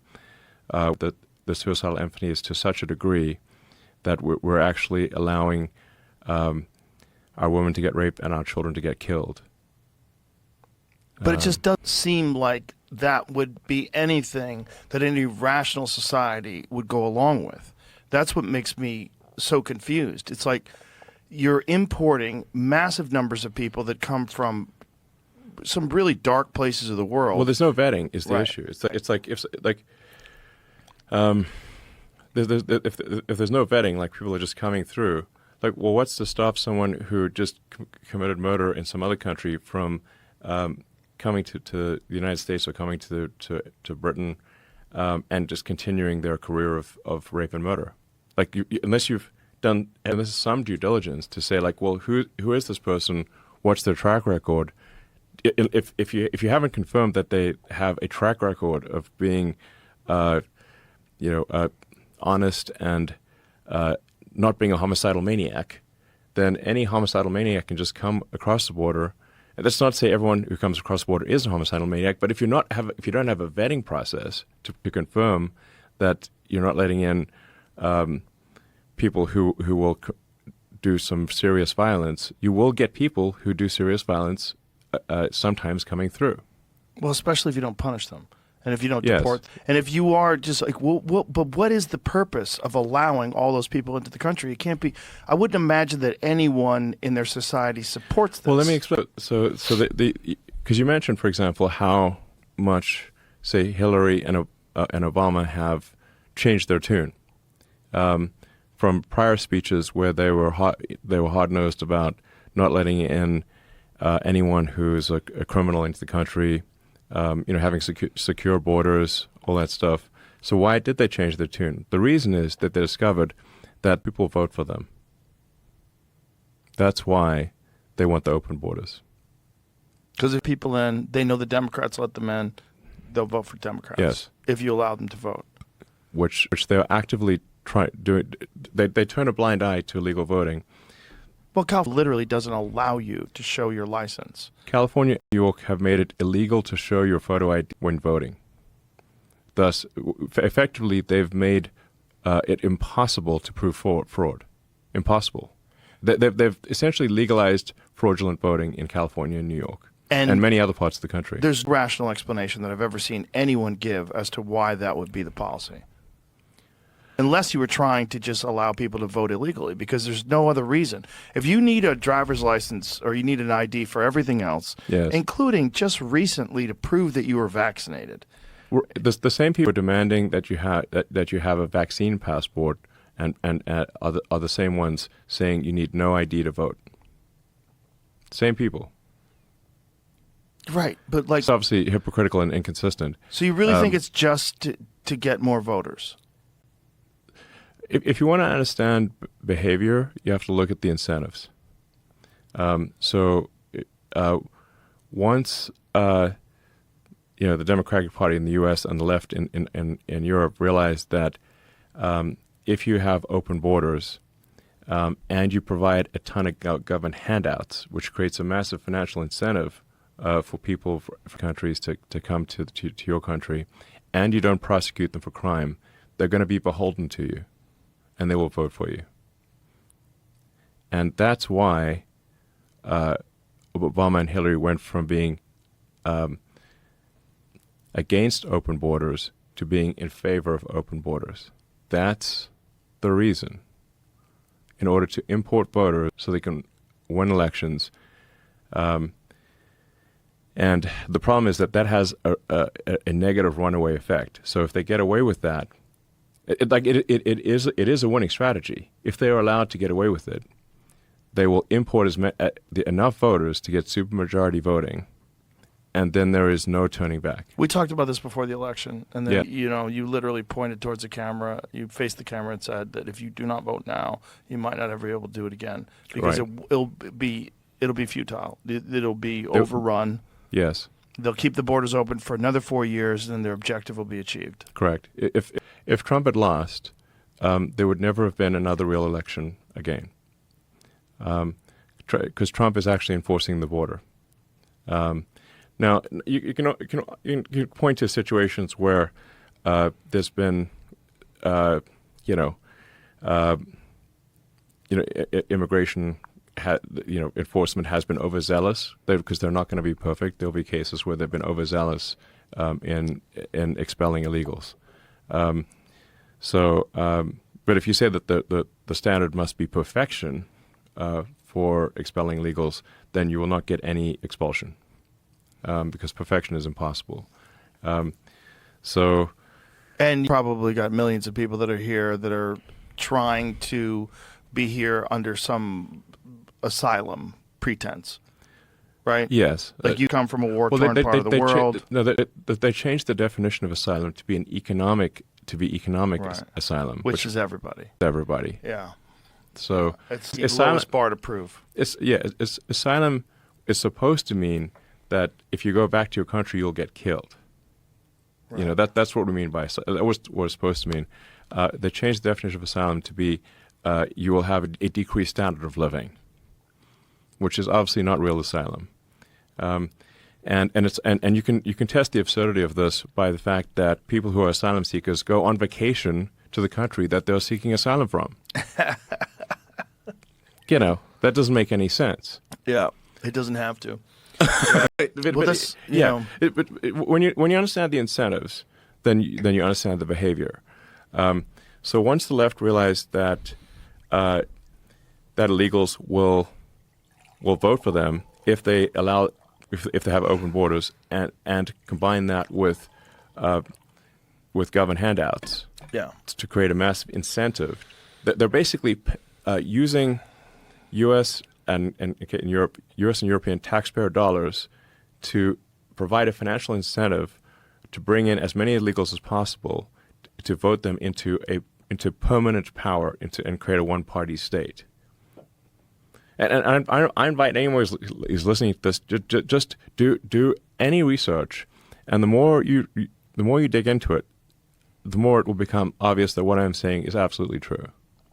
Well, they were bringing people to swing states. It's clear that they were trying to do something. And then you had Chuck Schumer and Nancy Pelosi who are actively talking about the need to bring in people to make them citizens because we're in population collapse. Yeah. Yeah.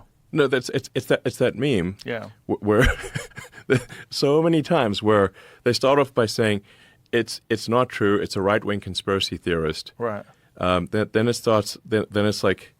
I think the next step is, it might be true, and then it's like, okay, it is true. But here's why it's good. And then good. the final step is, it's true, and here's why it's good. Yeah. And it's like, but wait a second, you started off saying it's untrue and it's a right-wing conspiracy theorist. Now you're saying it not only is it true, but it's a good thing, and we must do more of it. This is the thing about Medicaid and Social Security and people getting Social Security numbers. That it's massive illegal. fraud. It's massive fraud, and they denied it forever. And now we're finding out this is part of the reason why there's this government shutdown that's going on right now. Yes, the entire basis for the government shutdown is that the Trump administration correctly does not want to send massive amounts of hundreds of billions of dollars to fund illegal immigrants in the blue states, or in all the states really. And so the Democrats want to keep the money spigot going to incent illegal immigrants to come into the U.S. who will vote for them. That's the crux of the battle. So they want to stop this. So what's going on right now is they have been funding these people. They've been giving them EBT cards. They've been giving them Medicaid, and they've been even housing. And more them. than that, like they were taking hotels, like 4- and 5-star hotels, like the Roosevelt Hotel being the classic example. Was they were sending, I think, $60 million a year to the Roosevelt Hotel to which all it did was house illegals. And it used to be a nice hotel. I mean, it still is a nice hotel. But all around the country, this was happening. And all tax dollars. Yes. Yeah. And the Trump administration cut off funding, for example, to the Roosevelt Hotel and these other hotels, saying like it's U.S. tax dollars should not be sent to have luxury hotels for illegal immigrants that American citizens can't even afford. Which obviously is the case. That's insane. That's what was happening. They were also giving out like debit cards with $10,000. So it's not just about medical care. Yeah. The Democrats mention the medical care because they're trying to prey on people's empathy as much as possible, and then they imagine, oh wow, somebody has a desperately needed medical procedure, and shouldn't we maybe take care of them in that regard? But what they do is they divert the Medicaid funds and turn it into a slush fund for the states that goes well beyond emergency medical care. And New York and California would be bankrupt without the massive fraudulent federal payments that go to those states to pay for illegals, to create a massive financial incentive for illegals. How be bankrupt because of that? They have to balance their state budgets, and they can't issue currency like the Federal Reserve can. It's their ability to balance budget is dependent upon illegals getting funding? The scam level here is so staggering. So there are hundreds of billions of dollars of transfer payments from the federal government to the states. Those transfer payments, the states self-report what those transfer payment numbers should be. So California and New York and Illinois lie like crazy and say that these are all legitimate payments. Well, these days I think they're even admitting that they literally want hundreds of billions of dollars for illegals. But for a while they're trying to deny it. So you get these transfer payments for every government program you can possibly think of. And these are self-reported by the state, and at least historically, there was no enforcement of California, New York, Illinois, and other states when they would lie. There was no actual enforcement to say like, hey, you're lying. These payments are fraudulent. Now, under the Trump administration, the Trump administration does not want to send hundreds of billions of dollars of fraudulent payments to the states. And the reason you have the standoff is because if the hundreds of billions of dollars to create a financial incentive to have this giant magnet to attract illegals from every part of Earth to these states, if that is turned off, the illegals will leave because they're no longer being paid to come to the United States and stay here. Wow. And then they will lose a lot of voters. The Democratic Party will lose a lot of voters. And they would have a very difficult job if this is out of reintroducing it into a new bill. Yes. Especially once things start normalizing. Yes. So like in shell, the Democratic Party wants to destroy democracy by importing voters, and the Republican Party disagrees with that. And the news is that if you don't accept what they're doing, then you're a threat to democracy. Yes. As they try to destroy democracy. Yeah. By importing voters. That is and literally what they're for them. And overwhelming the system. Yeah. And by the way, it's a strategy that, if allowed to work, would work. And in fact, has worked. California is supermajority Democrat. Yeah. And there's so much gerrymandering that occurs. It's crazy. So You're paying attention to this Proposition 50 thing. no, That's the thing in California where they're trying to redo districts. Oh yeah. Because California's already gerrymandered like crazy. Yeah. They want to gerrymander it even more. And I mean, because it's moving further and further right. Like if you look at the map of California, each voting cycle, more and more people are waking up and going, "What the fuck?" And we need to do something to fix this. The only option available, other than the policies that you guys have always done, is go right. And so a lot of people have been air quotes red pilled. Mm-hmm. Yeah. And here's another thing that is very important fact that is actually not disputed by either side, which is that when we do the census in the United States, the way the census works for apportionment of congressional seats and electoral college votes for the president is by number of persons in a state, not number of citizens. Right. It's number of people. So you could literally be a tourist, and you will count. Now, how do they do the census when they do that? They ask people? Do they knock on doors? Do they have them fill out forms? Like what? They mail out census forms and knock on doors. But the way the law reads right now, is that if you are a human with a pulse, then you count in the census for allocating congressional seats and presidential votes. Right. So, electoral college, everything. So seats, everything. It doesn't matter whether you're illegally, and if you're a human with a pulse, you count for congressional apportionment. So that means that the more illegals that California and New York can import, by the time the census happens in 2030, the more congressional seats they will have. And the more presidential electoral college votes they will have. So they're trying to get as many illegals in as possible ahead of the census. And because all human beings, even tourists, count for the census. And then if you combine that with gerrymandering of districts in New York and California, as you point out with this proposition, where they're trying to increase the amount of gerrymandering that occurs in California, the biggest state in the country. So if the census then would award more congressional seats to California because of a vast number of illegals, and New York and Illinois, so they'll get more congressional seats. They'll get more presidential electoral college votes, that would get them the House, a majority in the House, and they would get to decide who is president, literally based on illegals. These are not disputed facts by either party. I want to emphasize that that's sink in. Yeah, this is not a conspiracy. These are not disputed facts by either party. It's not a. This is just the way the law works. It is a. I don't think the law should work that way. I think the apportionment should be proportionate to citizens. But isn't that with how the Constitution is written? Yeah. They can't really change that.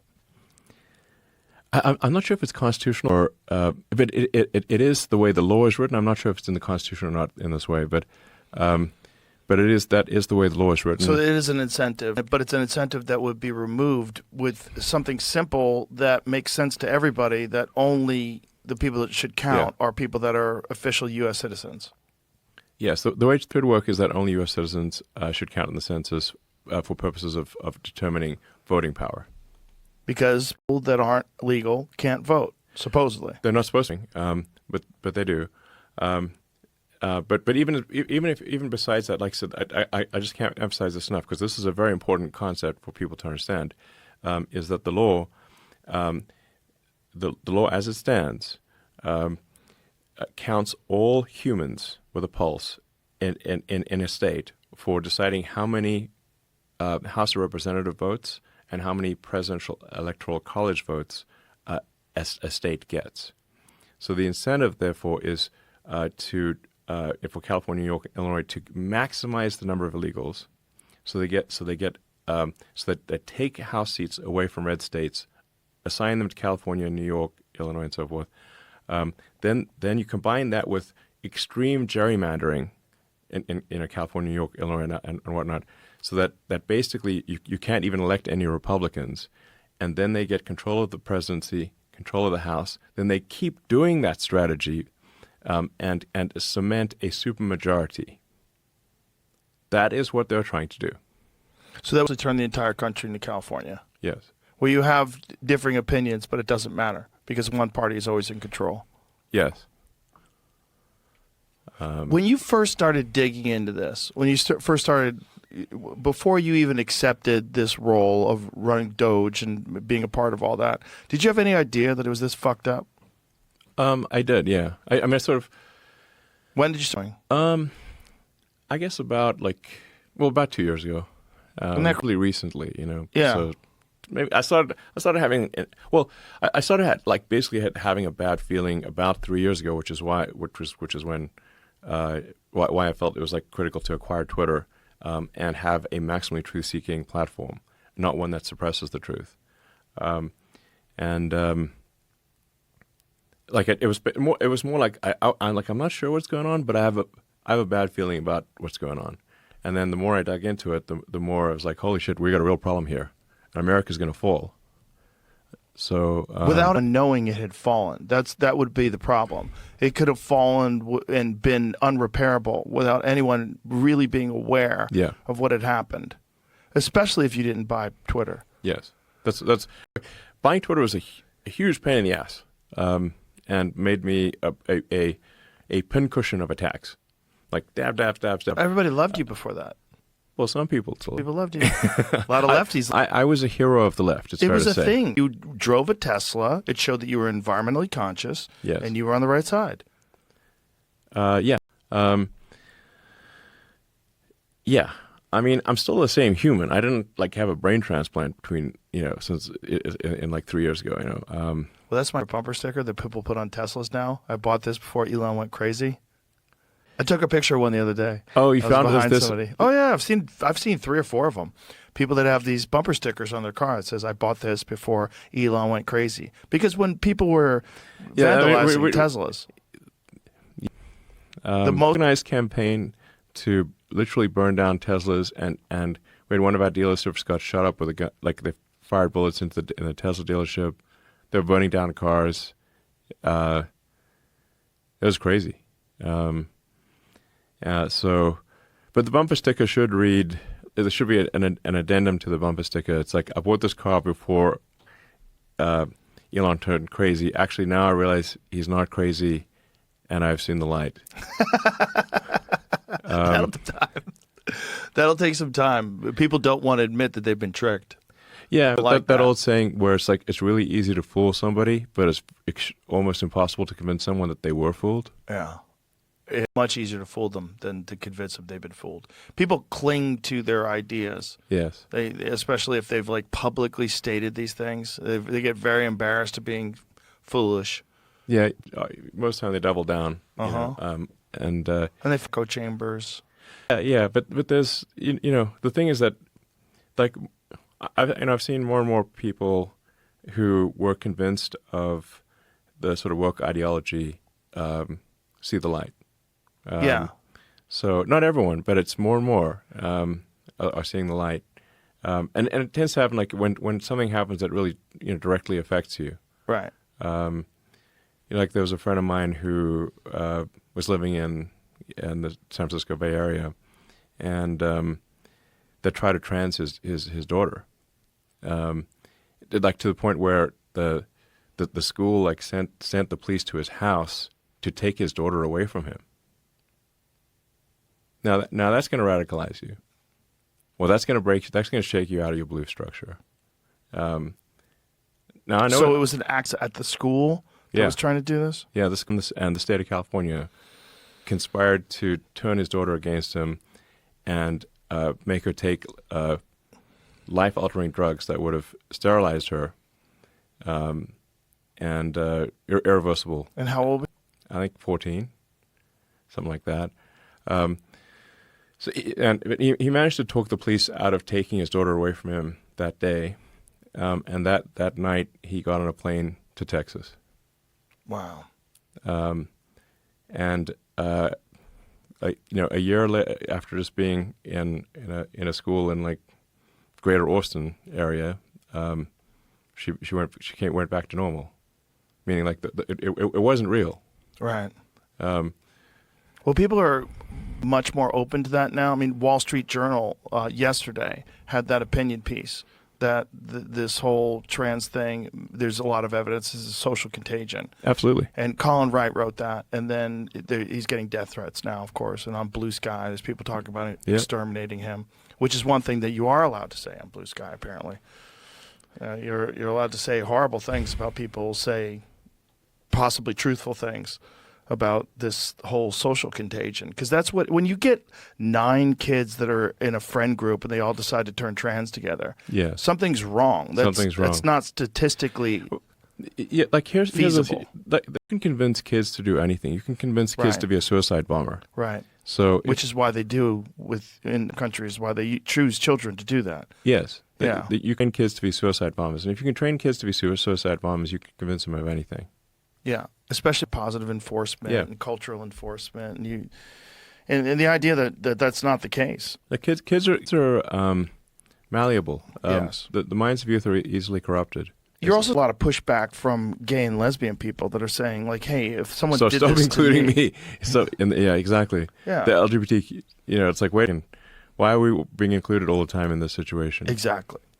When like my friend Tim Dillon's talked about this, is like it's really homophobic because you're taking these gay kids and you're telling them like, hey, you're not gay, you're actually a girl. Yes. And hey, go make it so that you can never have an orgasm again and you'll be happy.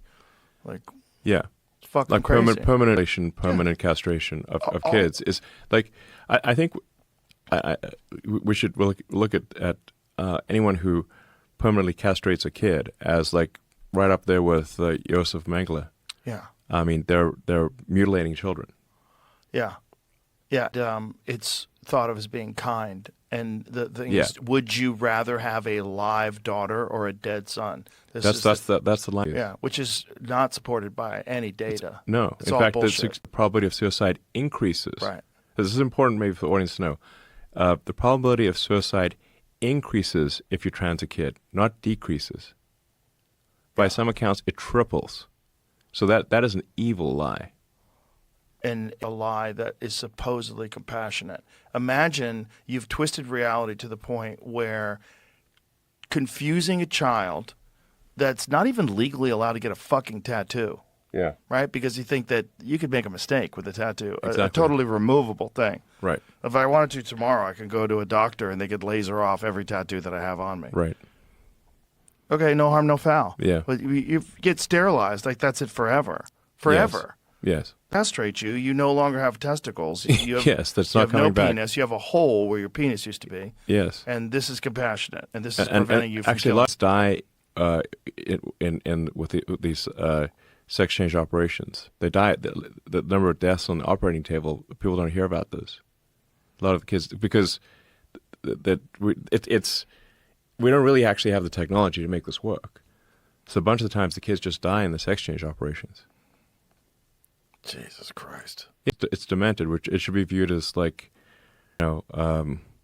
like evil Nazi doctor stuff, basically. Well, that's why it's so real Nazi, not the bullshit fake Nazi stuff. Crazy that even back against something that seems like fundamentally, logically very easy to argue, the old Twitter would ban you forever. Yes.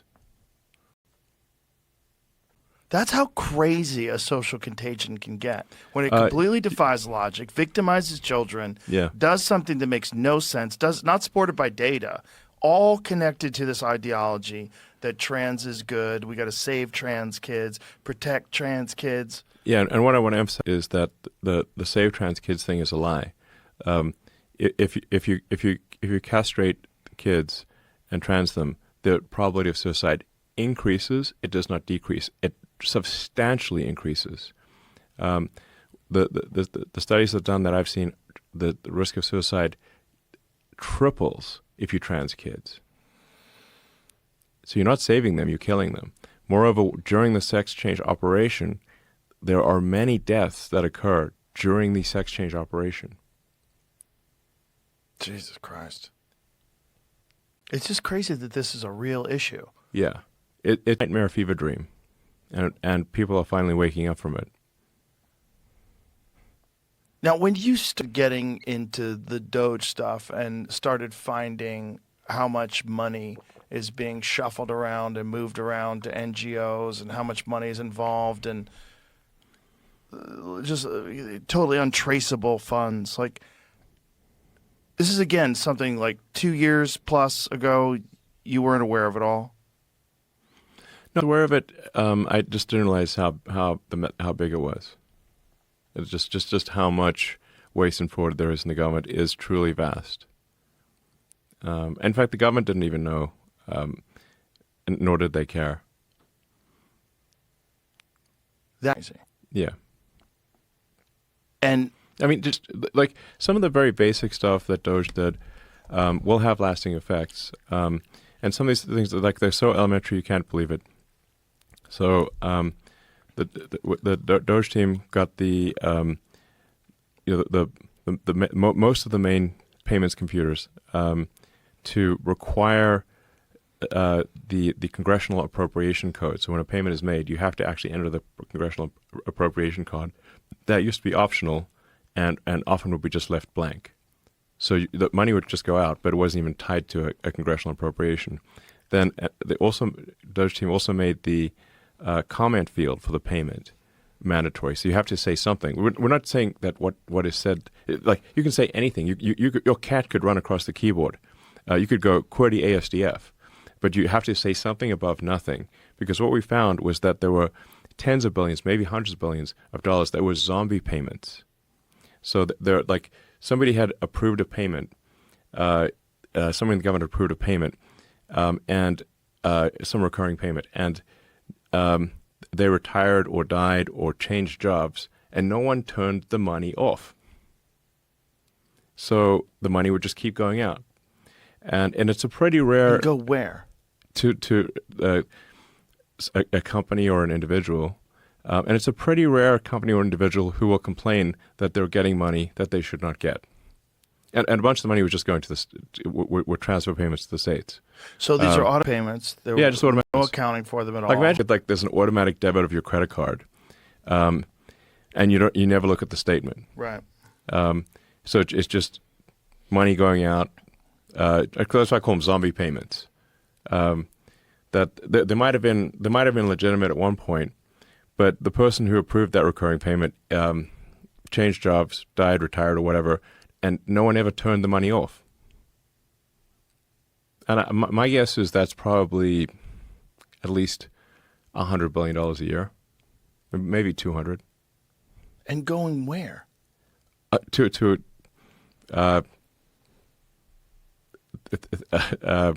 mean, there are millions of these payments. So it's, I mean, millions. Yes. Million payments that are going to who knows where. Yes. So in a bunch of cases, there are fraud rings that operate, professional fraud rings that operate to exploit the system. They figure out some security hole in the system, and they just do professional fraud. That's where we found, for example, people who were, 300 years old in the Social Security Administration database. Now, I thought that this was a mistake of not registering their deaths, that people were born like a long time ago and it had defaulted to like a certain number, and so that after time, those people were still in the system. It was just an error of the way the accounting was done. Yeah. So that's not true. So there's, or at least one of two things must be true. There's a typo or some mistake in the computer, or it's fraudulent. But we don't have any 300-year-old vampires living in America. Allegedly. And we don't have people in some cases who are receiving payments who are born in the future. Born in the future? Born in the future. Really?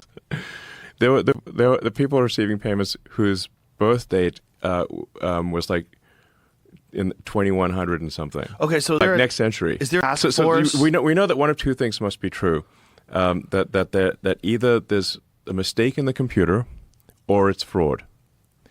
But if you have someone's birth date that's either in the future or where they are older than the oldest living American, because the oldest living American is 114 years old. So if they're more than 114 years old, there is either a mistake, and someone should call them and say, I think we have your birthday wrong, because it says you were born in 86. That was before, before there was really an America. It was like that's kind of early. We're still fighting England type of thing. It's like this person either needs to be in the Guinness Book of World Records or they're not alive. But still, at the end of the day, money is going towards that account that's connected to this person that is either non-existent or dead. So there was I think something like, I don't know, 20 million people in the Social Security Administration database that could not possibly be alive. If their birth date is, based on their birth date, they could not possibly be alive. And there'd be 20 million people that were receiving funds? A bunch of, most of them were not receiving funds. Some of them were receiving funds. Most were not receiving funds. But so let me tell you how the scam works. It's a bank shot. So the Social Security Administration database is used as the source of truth by all the other databases that the government uses. So even if they stop the payments on the Social Security Administration database, like unemployment insurance, small business administration, student loans, all check the Social Security Administration database to say, is this a legitimate alive person? And if the Social Security database will say, yes, this person is still alive, even though they're 200 years old. But forgets to mention that they're 200 years old. It just returns when the computer is queries, it says, yes, this person is alive. And so then they're able to exploit the entire rest of the government ecosystem. So then you get fake student loans, then you get fake unemployment insurance, then you get fake medical payments. And this doesn't have to be tied to individual where there's an address where you can check on this person. No, if you just did any check at all, you would stop this. So that's. And how much? Like anything at all, that would stop the fraud. Like any effort at all. Yeah. So there's multiple layers. Yes. The Social Security number verifies that this is a real person, right? And then the other systems check up on every other payment and every other government payment system for everything. For, like I said, small business administration, student loans, Medicaid, Medicare, every other government payment, of which there are many. There are actually hundreds of government payment systems. Can all be exploited so long as Social Security database says this person is alive. That's the nature of the scam. It's a bank shot. So then the rebuttal from the Dems is like, oh, well, the vast majority of the people who are marked as alive in the Social Security Administration weren't receiving Social Security Administration payments. That is true. What they forgot to mention is they're getting fraudulent payments from every other government program. And that's why the Dems were so opposed to turning off, to declaring someone dead who was dead, because it would stop the entire all the other fraud from happening. So, but all this, is it trackable? Like all this other fraud, it's if totally they trackable. wanted to, they could chase it all down. Yeah, it's hard. And yet they're chasing it all down. There isn't chasing it all down because it turns off the money magnet for the illegals. Wow. Because it's very logical to like I'm saying the most common sense things possible. If someone's got a birthday in Social Security that is an impossible birthday, meaning they are older than the oldest living American or were born in the future, then you should call them and say, excuse me, we seem to have your birthday wrong because it says that you're 200 years old. That's all you need to do. And then you would move them from the Social Security database and make that number no longer available for all those other government payments. Wow. And how much money are we talking? Hundreds of billions of dollars. And this is all traceable. Like you could hunt all this down. Like you don't need to be Sherlock Holmes here, is what I'm saying. Well, we don't need to call Sherlock Holmes for this one. Is this? We just need to call the person. and say, excuse me, we seem to have the like we must have your birthday wrong because it says you're 200 years old or were born in the future. So could you tell us what your birthday is? That's all you need to do. It's that simple. But all these other government payments that are available that are connected to this Social Security number, it seems like if you just chased that all down, you would find the widespread fraud. You would find where it's going. Yes, but the root of the problem is the Social Security Administration database, because the Social Security number in the United States is used as a de facto national ID number. You know, that's why, like, the bank always asks for your social. So, like, any financial institution will ask for your Social Security number. This sounds so insane that this isn't chased down. I mean, I agree. That in and of itself that's such mishandling. Yes. No, it's mind blowing. So yeah, it's crazy. Well, you were reluctant last time you were here to talk about the extent of some of the fraud, because you're like, they could kill me because this is kind of. What I was saying is that, if you create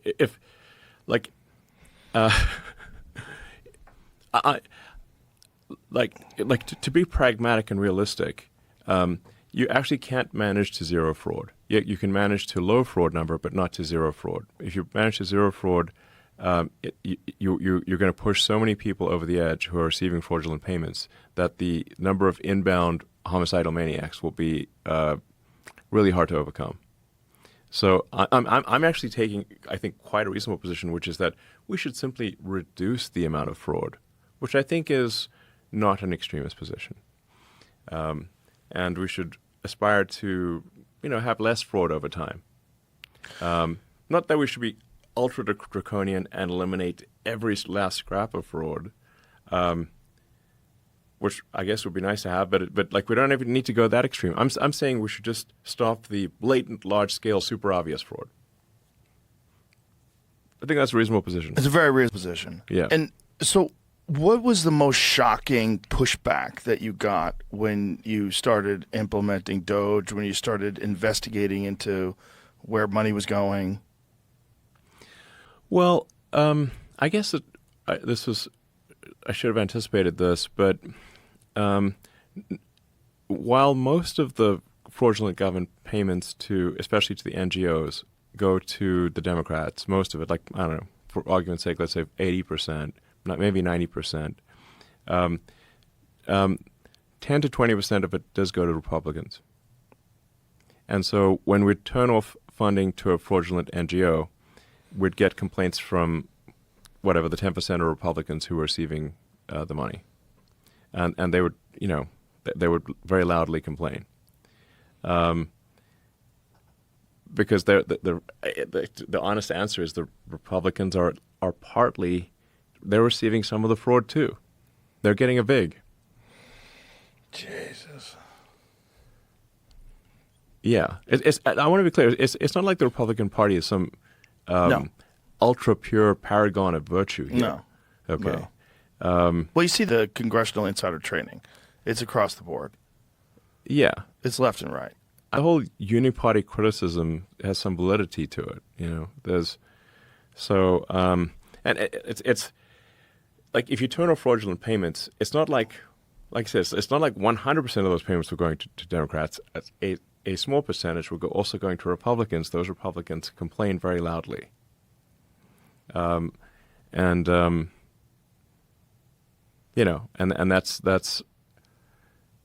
so there was a lot of pushback on the Republican side when we started cutting some of these funds. And I tried telling them, 90% of the money is going to your opponents, but even if they're getting 10% of the money, they want their piece. Yeah, they want their piece. And getting that piece for a long time. Yes. Did you This think... is why, politics is it's dirty business. Yeah, I mean that's like saying if you like sausages and respect the law, do not watch either of them being made. Yeah. Yeah. Yeah. Yeah. Wow. Well, that's not even true because I've made sausage before. Yeah. It's actually Yeah, it's like it's not that big a deal. It's You add much better fat, quality. spices, and ding, run it through the not that big a deal. Yeah. Yeah, I mean, I think the stuff I'm saying here is not like if you stand back and think about it for a second, like, oh yeah, that makes sense, you know. Yeah. It's not like it's not like one political party is going to be pure devil or pure angel. There's I think there's much more corruption on the Democrat side, but there's still some corruption on the Republican side. How too. did it happen that the majority corruption wound up being on the Democrat side? Well, because the transfer payments, especially to illegals, are very much on the Democrat side. So that's the root of it all, is the illegal situation. Yeah, I mean, there's it's also like it would also be accurate to say that while obviously not everyone who's a Democrat is a criminal, almost everyone who is a criminal is a Democrat. because the Democrats are the soft on crime party. So if you're a criminal, who are you going to vote for? Right. The soft on crime party. Did you think you were going to be able to get more done than you were? We did get done. Right. And Doge is still happening, by the way. The Doge is still underway. There's still waste and fraud being cut by the Doge team. So it hasn't stopped. It's less publicized. It's less publicized, and they don't have like a clear person to attack anymore. Well, it seems like once you stepped away, they're basically they applied immense pressure to me to stop it. So then I'm like, the best thing for me is to just cut out of this. And in any case, as a special government employee, I could only be there for like 120 days anyway, something like that. So whatever the law says. So I was necessarily could only be there for 4 months as a special government employee. So, yeah, I mean, you turn off the money spigot to fraudsters, they get very upset, to say the least. But my death threat level went ballistic. Was like a rocket going to orbit. Yeah. So, but now that I'm not in DC, that I guess they don't really have a person to attack anymore. Well, the wreck about you has calmed down significantly. Yeah, it was disturbing. It was disturbing to watch. It was like, this is crazy, and to watch these politicians engage in it, and all these people just like framing you as this monster. I was like, this is so weird. Like, this is what happens when you uncover fraud. Yes, the whole machine turns on you. And if it wasn't for a person like you who owns a platform and has an enormous amount of money, like, it could have destroyed you. Yeah. And that was the goal. This is from me, absolutely. Because you're getting in the way of this amazing graft. This gigantic fraud machine. Yeah. Like I said, I think Doge team's done a lot of good work. In terms of fraud and waste prevented, my guess is it's probably on the order of $200 or $300 billion a year, so it's pretty good. What could have been done if you just had like full reign and total cooperation? How much do you think you could have saved? I mean, what level of power are we assuming here? Like, oh yeah, I could probably cut the federal budget in half and get more done. That is so crazy. It is so crazy that it's get more done. It's that widespread. Well, I mean, a whole bunch of departments simply shouldn't exist, in my opinion. Like example. Well, the Department of Education, which was created recently, like under Jimmy Carter, our educational results have gone downhill ever since it was created. So if you create a department and the result of creating that department is a massive decline in educational results, and it's the Department of Education, you're better off not having it, because we did better before there was one than after. When you let the states run it. Yes. Yeah. Because at least the states can compete with one another. But the problem is, like, you hear like cutting Department of Education. Well, our kids need education. Like, yeah, they do, but but this is a new department that didn't even exist, until the late 70s, and ever since that department was created, the educational results have declined. And so, why would you have an institution continue that has made education worse? It doesn't make sense. They killed it, though, right? No, there's still, unfortunately. But they were trying to. It has been substantially reduced. Okay. What other organizations? What other departments? Well, I mean, I'm a small government guy, so when the country was created, we just had the Department of State, Department of War, and sort of the Department of Justice. We had an Attorney General and Treasury Department. I don't know why you need more than that. So what other departments specifically do you think are just completely ineffective? Well, here it's like a question. It's a sort of philosophical question of how much government do you think there should be? Right. In my opinion, there should be the least amount of government. I've heard the most bizarre argument against this is that you're cutting jobs and you're going to leave people jobless. And I'm like, but their jobs are useless. Paying people to do detrimental. nothing doesn't make sense. Right. Like there's a great it's a story about like Milton Friedman, who's awesome. Generally whatever Milton Friedman said is, people should do that thing. I'm not sure if it's apocryphal or not, but like someone complained to him, like he observed, I think, people that were like digging ditches with shovels, and he said, well, like allegedly Freeman said, well, I think you should use excavating equipment instead of shovels, and you could get it done with far fewer people. And then someone said, well, but then we're going to lose a lot of jobs. Well, then Friedman says, well, in that case, why don't you have them use teaspoons? just dig ditches with teaspoons. Think of all the jobs you'll create. It's bullshit. Basically, you just want people to work on things that are productive. You want people to work on building things, on building,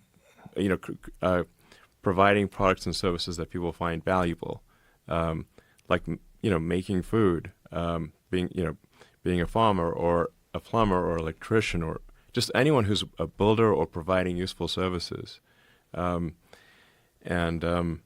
that's what you want people to be doing, not fake government jobs that don't add any value or may subtract value. There's also to illustrate the absurdity of how is the economy measured. Like the way economists measure the economy is nonsensical, because they'll measure any job, no matter, even if that job is a dumb job that has no point and is even counterproductive. So the joke is like there's two economists going on a hike in the woods, and they come across a pile of shit, and one economist says to the other, "I'll pay you $100 to eat that shit." So the economist eats the shit, gets the $100. They keep walking. Then the other they come across another pile of shit, and the other economist says, "Now I'll pay you $100 to eat the pile of shit." So he pays the other economist $100 to pile of shit. Then the way they said, "Look, wait a second. We both just ate a pile of shit, and we don't have any more extra money. Like we both, you just gave the $100 back to me, and we both ate a pile of shit. This doesn't make any sense." And they said, no, but think of the economy, because that's $200 of in the economy. That basically that measure eating shit would count as a job. This is to illustrate the absurdity of economics. What you said when Eating shit should not count as a job. One of the things you said when you stepped away is that you're kind of done and that it's unfixable. That or under its current form, the way people are approaching it. You can make it directionally better, but ultimately you can't fully fix the system. So I it would be accurate to say that even unless you could go like super draconian, like Genghis Khan level on cutting waste and fraud, which you can't really do in a democratic country, an aspirationally democratic country, then there's no way to solve the debt crisis. So we've got national debt that's just insane, where the debt payments, the interest payments on the debt exceed our entire military budget. I mean, that was one of the wake-up calls for me. I was like, wait a second, the interest on a national debt is bigger than the entire military budget, and growing. This is crazy. So even if you implement all these savings, you're only delaying the day of reckoning for when America goes bankrupt. So unless you go full Genghis Khan, which you can't really do. So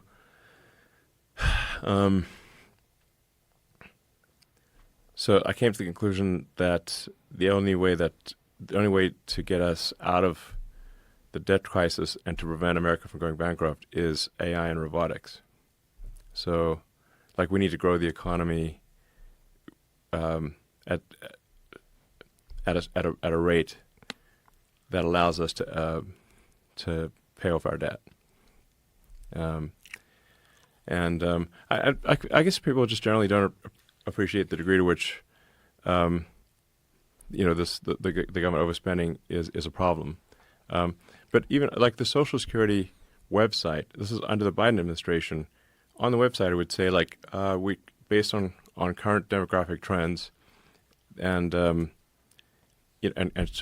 much money Social Security is bringing in versus how many Social Security recipients there are, because we have an aging population. Relatively speaking, the average age is increasing.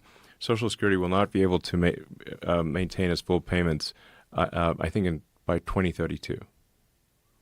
So Social Security will have to start reducing the amount of money that's been paid to people in about 7 years. And so the only way to fix that, robotics, manufacturing, raise GDP. You've got to basically massively increase the economic output, and the only way to do that is AI and robotics. So basically, we're going bankrupt without AI and robotics, even with a bunch of savings.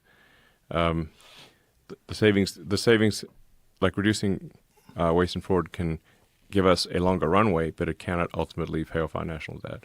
So what do you think the solution is to the jobs that are going to be lost because of AI and robotics, the jobs due to automation, the jobs due to no longer do we need human beings to do these jobs because AI is doing them?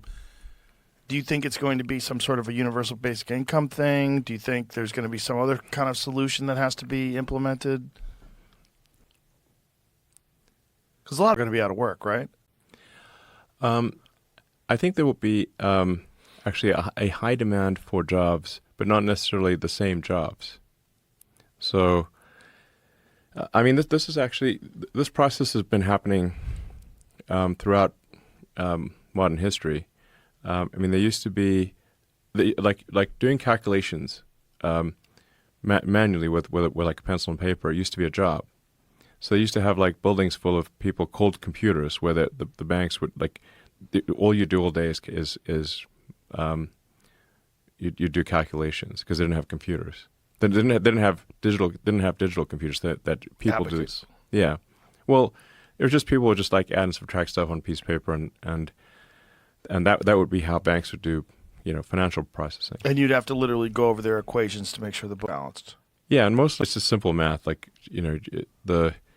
like in a world before computers, how did you calculate? How did you do transactions? You had to do them by hand. So then, when computers were introduced, the job of doing, bank calculations no longer existed. So people had to go do something else. And that's what's going to happen. That's what is happening at an accelerated rate due to AI and then robotics. That's the issue, though, right? The accelerated rate going to be. It's the accelerator. It's just like I said, like AI is the supersonic tsunami. So that's what I call it, supersonic tsunami. So it's like other jobs will be available that aren't available now because of AI. Well, AI is really still digital. Ultimately, AI can improve the productivity of humans who build things with their hands or do things with their hands, like literally welding, electrical work, plumbing, anything that's physically moving atoms, like cooking food or farming or like anything that's physical. Those jobs will exist for a much longer time. But anything that is digital, which is like just someone at a computer doing something, AI is going to take over those jobs like lightning. Coding, anything along those lines, yeah. It's going to take over those jobs like lightning. Just like digital computers took over the job of people doing manual calculations, but much faster. So what happens to all those people? Like, what kind of numbers are we talking about? Like, you're going to lose most drivers, right? Commercial drivers. You're going to have automated vehicles, AI-controlled systems. Just like there's certain ports in China, I think in Singapore, where everything's completely automated. Yeah, mostly. Yeah. Yeah. So we're going to lose a lot of those jobs, longshoreman jobs, trucking, commercial drivers. Yeah, I mean, we do have a shortage of truck drivers, but there's actually. Well, that's why California's hired so many illegals to do it. Have you seen those numbers? Yeah. I mean, the problem is like when people don't know how to drive a semi-truck, which is actually a hard thing to do, then they crash and kill people. Yeah. A friend of mine's wife was killed by an illegal driving a truck, and she was just out biking, and there was an illegal who didn't know how to drive the truck or something. I mean, and he ran her over. So I mean, the thing is like, for something like you can't let people drive, sort of an 80,000 pound semi, if they don't know how to do it. But in California, they're just letting people do it because they're able to do it. Well, they also want the votes and that kind of thing. But yeah, like cars are going to be autonomous. But there's just so many desk jobs where really what people are doing is they're processing email, or they're answering the phone, and just anything that isn't moving atoms, like anything that is not physically, like doing physical work, that will obviously be the first thing. Those jobs will be and are being eliminated by AI at a very rapid pace. And ultimately, working will be optional, because you'll have robots plus AI, and we'll have, in a benign scenario, universal high income, not just universal basic income, universal high income, meaning anyone can have any products or services that they want. So but there will be a lot of trauma and disruption along the way. So you anticipate a basic income from that the economy will boost to such an extent that a high income would be available to almost everybody. So we'd essentially eliminate poverty. Benign scenario, yes. So like the way there's multiple scenarios. There are multiple scenarios. There's a lot of ways this movie can end. Like the reason I'm so concerned about AI safety is that like one of the possibilities is the Terminator scenario. It's not 0%. So that's why it's like I'm like really banging the drum on AI needs to be maximally truth seeking. Like don't force AI to believe a lie, like that. For example, the founding fathers were actually a group of diverse women, or that misgendering is worse than nuclear war. Because if that's the case, and then you get the robots and the AI becomes omnipotent, it can enforce that outcome. And then, like, unless you're a diverse woman, you're out of the picture. So we're toast.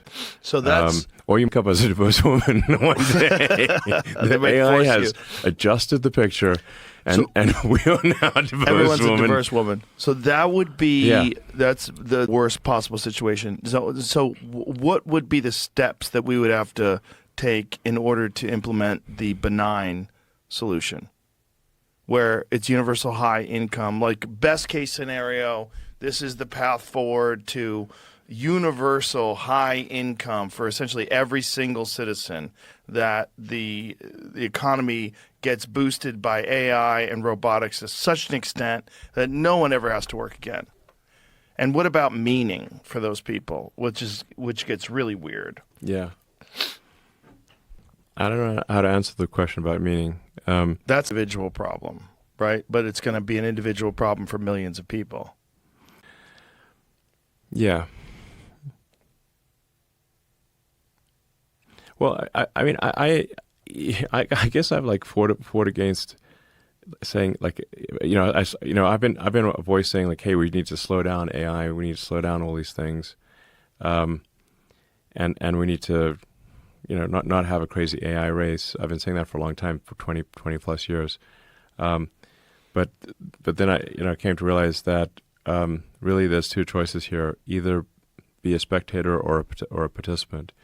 And if I'm a spectator, I can't really influence the direction of AI. But if I'm a participant, I can try to influence the direction of AI and have a maximally truth-seeking AI with good values that loves humanity. And that's what we're trying to create with Grok at XAI. And the research is, I think, bearing this out. Like I said, when they compared, like, how do AIs value the weight of a human life, Grok was the only one of the AIs that weighted human life equally, and didn't say, like, a white guy's worth 1/20th of a black woman's life. Literally, that's what that's the calculation they came up with. But so again, I'm like, guys, this is very alarming. We've got to watch this stuff. So one of the things that has to happen in order to reach this benign solution. Yeah, I just keep best movie ending. Yeah. You want a curious, truth-seeking AI, and I think a curious, truth-seeking AI will want to foster humanity, because we're much more interesting than a bunch of rocks. Like, say, like I love Mars, but Mars is kind of boring. Like, it's just a bunch of red rocks. There's some cool stuff. It's got a tall mountain. It's got the biggest ravine and the tallest mountain. But there's no animals or plants and there's no people, so humanity is just much more interesting if you're a curious, truth-seeking AI than not humanity. It's just much more interesting. I mean, like, as humans, we could go, for example, and eliminate all chimps. If we put our minds to it, we could say, and we could go out and we could annihilate all chimps and all gorillas, but we don't. There has been encroachment on their environment, but we actually try to preserve the chimp and gorilla habitats, and I think in a good scenario, AI would do the same with humans. It would actually foster human civilization and care about human happiness. So this is a thing to try to achieve, I think. But what does the landscape look like if you have Grok competing with OpenAI, competing with all these different, like, how does it work? Like, what if you have AIs that have been captured by ideologies that are side by side competing with Grok? Mm-hmm. Like, how do we? So this is one of the reasons why you felt like it's important to not just be an observer, but participate, and then have Grok be more successful and more potent than these other applications. So as long as there's at least one AI that is maximally truth-seeking, curious, and for example, weighs all human lives equally, does not favor one race or gender, then that people are able to look at Grok at XAI and compare that and say, hey, wait a second, why are all these other AIs being basically sexist and racist? Then that causes some embarrassment for the other AIs, and then they improve. They tend to improve, just in the same way that acquiring Twitter and allowing the truth to be told and not suppressing the truth forced the other social media companies to be more truthful.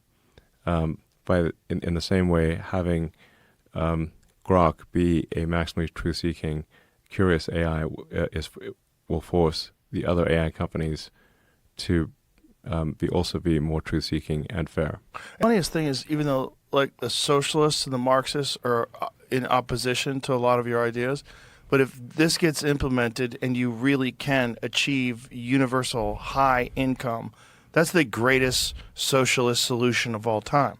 Like literally, no one will have to work. Correct. But like I said, so there is a benign scenario here, which I think probably people will be happy with if as long as we achieve it, which is sustainable abundance, which is if everyone can have if you ask people like, what's the future that you want, Right. I think a future where we haven't destroyed nature, like we have the national parks, we have the Amazon rainforest still there. We haven't paved the rainforest. Like the natural beauty is still there, but people have, nonetheless, everyone has abundance. Everyone has excellent medical care. Everyone has whatever goods and services they want. And we would essentially it's kind of like heaven. It sounds like basically. it is the ideal socialist utopia, and this idea that the only thing you should be doing with your time is working in order to pay your bills and feed yourself sounds kind of archaic, considering the kind of technology that's at play. Yeah. Like a world where that's not your concern at all anymore. Everybody has money for food. Everybody has abundance. Everybody has electronics in their home. Everybody essentially has a high income. Now you can kind of do whatever you want. And your day can now be exploring your interests, doing things that you actually enjoy doing. Your purpose just has to shift. So instead of, I'm a hard worker and this is what I do and that's how I define myself. No, now you can fucking golf all day. You can, whatever it is that you enjoy doing can now be your main pursuit. Yeah. Well, that sounds crazy good. Scenario that we should The be aiming best for. end to the movie is actually pretty good. Yes. I think there is still this question of meaning, of like making sure people don't lose meaning. So hopefully they can find meaning in ways that are that's not derived from their work. And purpose for things that you find things that you do that you enjoy. But there's a lot of people that are independently wealthy that spend most of their time doing something they enjoy. Right. And that could be the majority of people. To rewire how people approach life, which seems to be like acceptable, because you're not asking them to be enslaved. You're exactly asking them the opposite. Like, no longer be burdened by financial worries. Now, go do what you like. Go fucking test pizza. Whatever you want. Pretty much. So that's probably the best case outcome. That sounds like the case outcome, period, for the future. If you're looking at like how much people have struggled just to feed themselves all throughout history, food, shelter, safety. If all of that stuff can be fixed, like how much would you solve a lot of the crime if there was a universal high income? Just think of that. Like how much of crime is financially motivated? The greater percentage of people that are committing crimes live in poor, disenfranchised neighborhoods. So if there's no such thing anymore, if you really can achieve universal high income, it sounds like a utopian. Yes. I think people commit crime because they like committing crime. Sure. Some amount of that is they just There's enjoy. a lot of people out there. Yeah. Yeah. And obvious become 40 years old living a life like that. Now all of a sudden, universal high income is not going to completely stop their instincts. Yeah. I mean, I guess if you want to have like say read a science fiction book or some books that are probably inaccurate or the least inaccurate version of the future, I'd say I'd recommend the Ian Banks books called the Culture books. It's not actually a series. It's like a sci-fi books about the future. They're generally called the Culture books. Ian Banks Culture books. It's worth reading those. When did he write these? He started writing them in the 70s, and I think the last one I think it was written just like around, I don't know, maybe 2010 or something. I'm not sure exactly.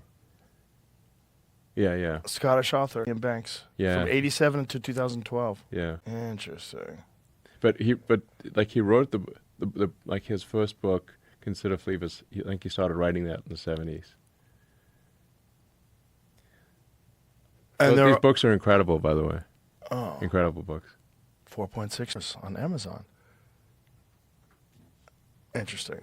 So, So this is hope. yeah. This is the first time I've ever thought it this way. Yeah. Well, I mean, if it like I'll often ask people, what is the future that you want? And they have to think about it for a second because, they're usually tied up in whatever their daily struggles are. But you say, what is the future that you want? And generally sustainable abundance, or at least if I say, what about a future where there's sustainable abundance? Like, oh yeah, that's a pretty good future. If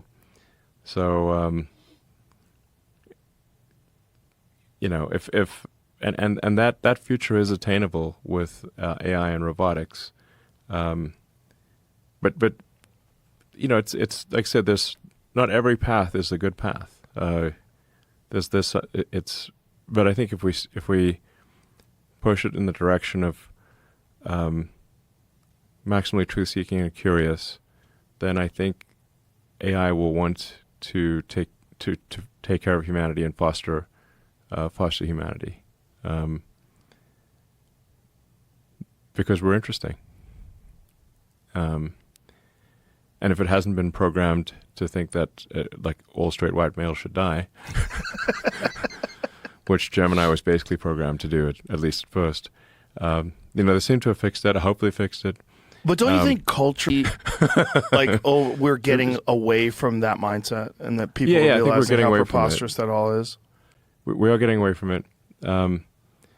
So we are getting, at least it knows, the AI mostly knows to hide things. But like I said, there is that. I think I still have that I had that as my like pinned post on X, which was like, hey, wait a second, guys, we still have every AI except Grok is saying that basically straight white males should die, and this is a problem and we should fix it. But simply me saying that is like tends to generally result in, them like, ooh, that is kind of bad. Maybe we should not have all straight white males die. I think they'll say also all straight Asian males should also die as well. They don't like like generally the AI and the media, which back in the day the AI and the media was racist against black people and sexist against women back in the day. Now it is racist against white people and Asians and sexist against men. So they just like being racist and sexist. I think they just want to change the target. But really they just shouldn't be racist and sexist at all. Yeah, obviously. ideally that would be nice. That would be nice. And it's kind of crazy that we were kind of moving in that general direction until around 2012. And then everything ramped up online, and everybody was accused of being a Nazi, and everybody was transphobic and racist and sexist and homophobic, and everything got exaggerated to the point where it was this wild witch hunt where everyone was a Columbo looking for racism. Yeah, totally. But they were openly anti-white and often openly anti-Asian. And this new sentiment that you cannot be racist against white people because racism is power and influence. And so, okay, no, it's not. Yeah, racism is racism in the absolute. You know, and there just needs to be consistency. So if it's okay to have, let's say, Black or Asian or Indian or a pride, it should be okay to have white pride too. Yeah. So that's just a consistency question. You know, if it's okay to be proud of one religion, it should be okay to be proud of, I guess, all religions, provided they're not like Oppressive. Yeah, or don't, like, as long as part of that religion is not like exterminating people who are not in that religion. Type of Right. thing. It's really just like a consistency bias,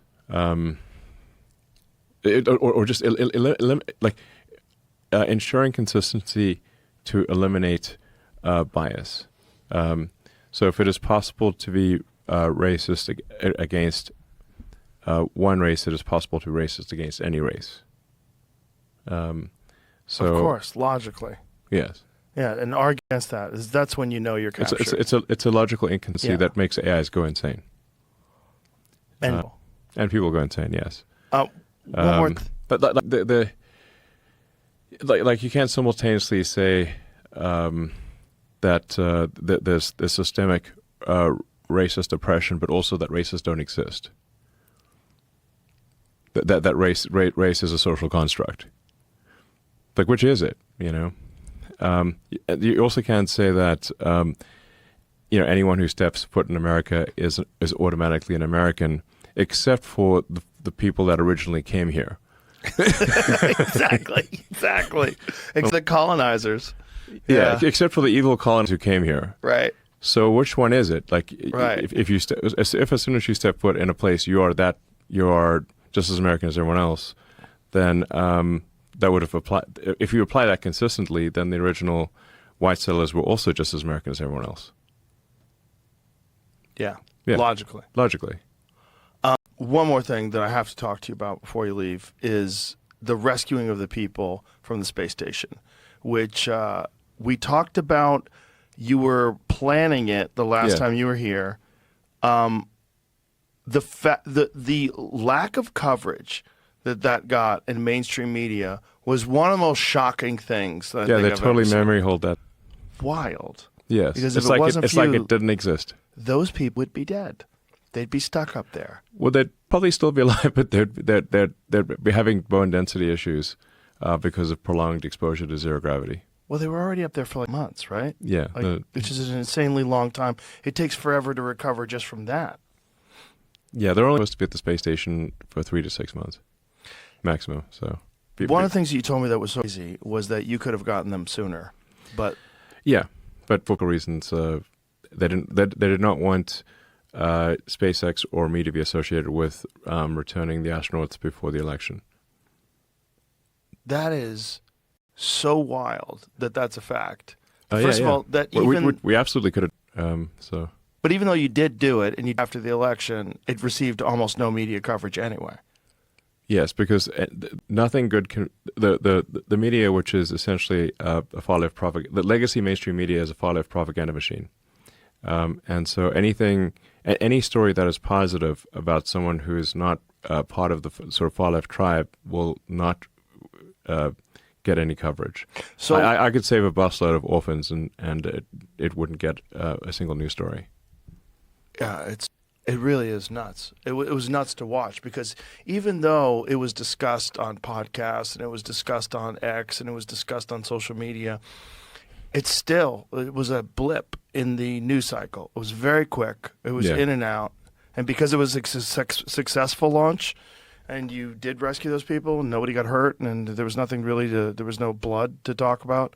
Right. Just fucking in and out.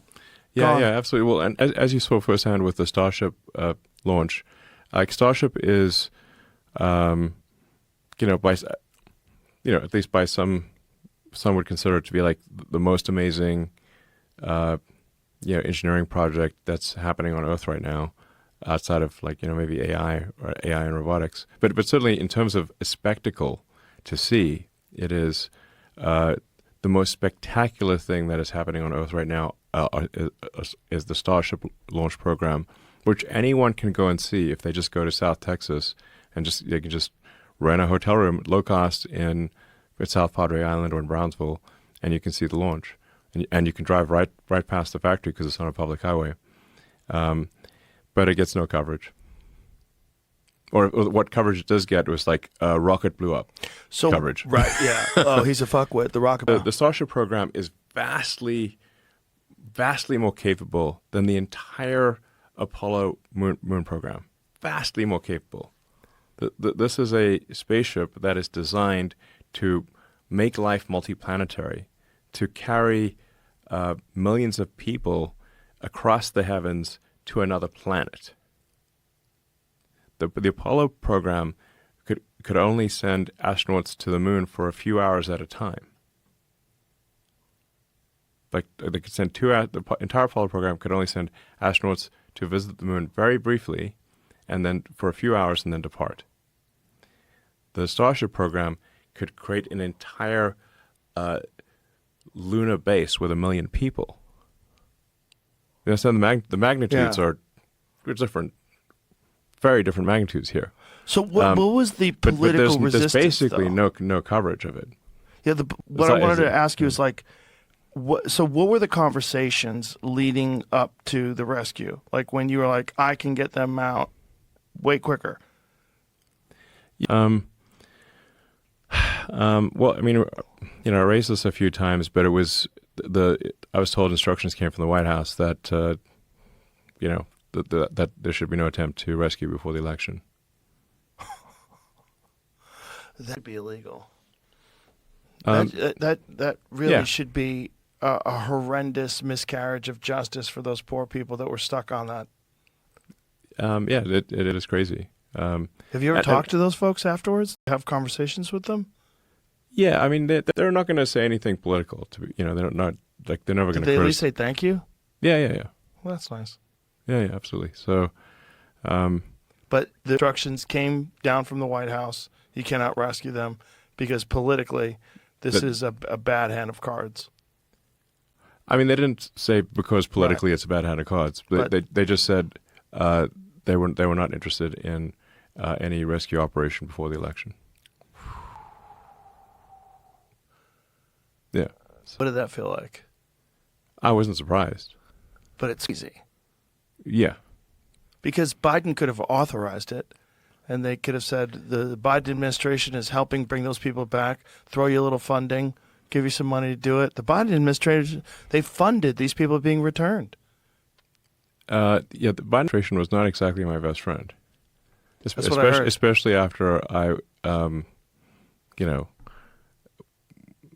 helped Trump get elected, which, I mean, some people still think, Trump is like the devil, basically.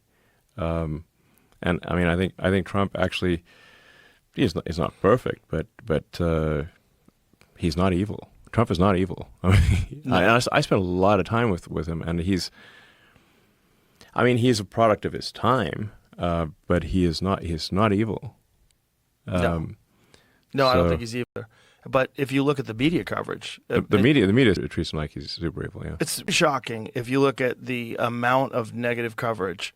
Like one of the things that I looked at the other day was mainstream media coverage of you, Trump, a bunch of different public figures, and then it's like Mamdani. 90% negative or something crazy. Yeah. And then Mamdani, which is like 95% positive. Right. I mean, Mamdani is a charismatic swindler. I mean, you got to hand it to him. Like he can light up a stage, but he has just been a swindler his entire life, I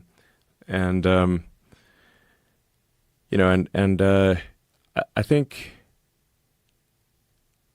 he's likely to win. He's likely to be mayor of New York City. Very likely. Yeah, very likely. I think Polymarket has it at what? What is the 94%? Yeah, that sounds pretty likely. That's crazy. Like I'm not sure who the 6% are. So that's. What's also who's on the other side? The fucking guardian angel guy with the beret, and Andrew Cuomo doesn't even have a party. Like the Democrats don't even want him. So you have those two options. Um, And then Yeah. young kids who are like, finally, socialism. yeah, they don't know what they're talking about, obviously. So, you know, like you just look at this, say, how many boats come from Cuba to Florida, and how many boats? Because you know, there's like a constant. I always think like how many boats are accumulating on the shores of Florida coming from Cuba. Right. There's a whole bunch of free boats that you could, if you want to, go take them back to Cuba. It's pretty close. Yeah. But for some reason, people don't do that. Why are the boats only coming in this direction? Well, who are the most rabid capitalists in America? The fucking Cubans. Absolutely. Yeah. They're like, we mean how this story goes. We do not want Yeah, exactly. fuck off. They don't want to- the 100%. Cubans in Miami, they don't want to hear any bullshit. They don't want to hear any socialism bullshit. They're like, no. We know what this actually is. This isn't just some fucking dream. Yeah, it's a government oppression. Yeah. That's what it And always it's is. a nightmare. And like, like an obvious way you can tell which ideology is the bad one is which ideology is building a wall to keep people in and prevent them from escaping. Right. Like, so East Berlin built the wall, not West Berlin. Right. They built the wall because people were trying to escape from communism to West Berlin. But there wasn't anyone going from West Berlin to East Berlin. Right. That's why the communists had to build a wall to keep people from escaping. They're going to have to build a wall in New York City. Yeah, so when you say this guy's it's a kind of an obvious charismatic tell swindler, that an yes. ideology is problematic if that ideology has to build a wall to keep people in with machine guns Yes. and shoot you if you try to leave. Also, there's examples of it being successful ever. We're Yes. working out for people. No, there's examples of a bunch of lies, like North Korea, give the land to the state, we'll be in control of food, no one goes hungry. No, now no one can grow food but the government, and we'll tell you exactly what you eat, and you eat very little. Right. Yeah. When you say Mamdani's a swindler, I know he has a bunch of fake accents that he used to use. Yeah. And, but what else has he done that makes him a swindler? Well, I guess if you say if you say to any audience whatever that audience wants to hear, instead of having a consistent message, I would say that is a swindly thing to do.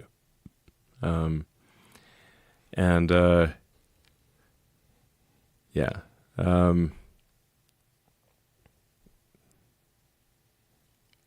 Yeah. But he is charismatic.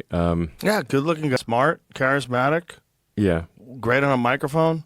Yeah. And exactly. what the young people want to see, like this ethnic guy who's young and vibrant and has all these socialist ideas, aligns with them, and they're a bunch of broke dorks just out of college, like, yay, let's vote for this, and there's a lot of them, and they're activated, they're motivated. I guess we'll see what happens here. What do you think happens if he wins? Because 1% of New York City is responsible for 50% of their tax base, which is kind of nuts. 50% of the tax revenue comes from 1% of the population, and those are the people that you're scaring off. You lose one half of 1%. I don't know. I mean, hopefully the stuff he's said, about government takeovers of like that all the stores should be the government, basically. Well, I don't think he said that. I think he said the government supermarkets, some state-run or city-run supermarkets. Yeah. Well, it just the government is the DMV at scale. So you have to say, do you want the DMV running your supermarket? Right. Was your last experience at the DMV amazing? And if it wasn't, you probably don't want the government doing things. Imagine if responsible for getting you blueberries. Yeah. It's not going to be good. I mean, the thing about communism is it was all bread lines and bad shoes. Do you want ugly shoes and bread lines? Because that's what communism gets you. It's going to be interesting to see what happens, whether or not they snap out of it and overcorrect and go to some Rudy Giuliani type character next. Because it's been a long time since there was any sort of Republican leader there.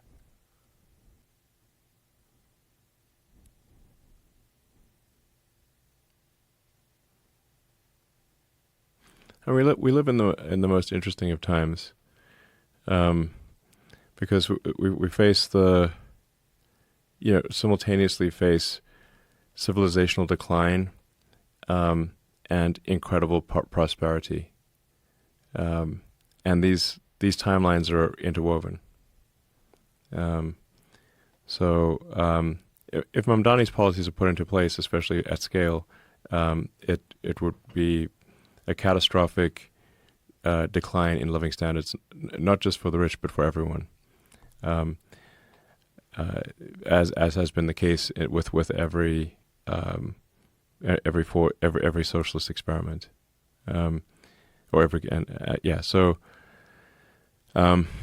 But then, as you pointed out, the irony is that the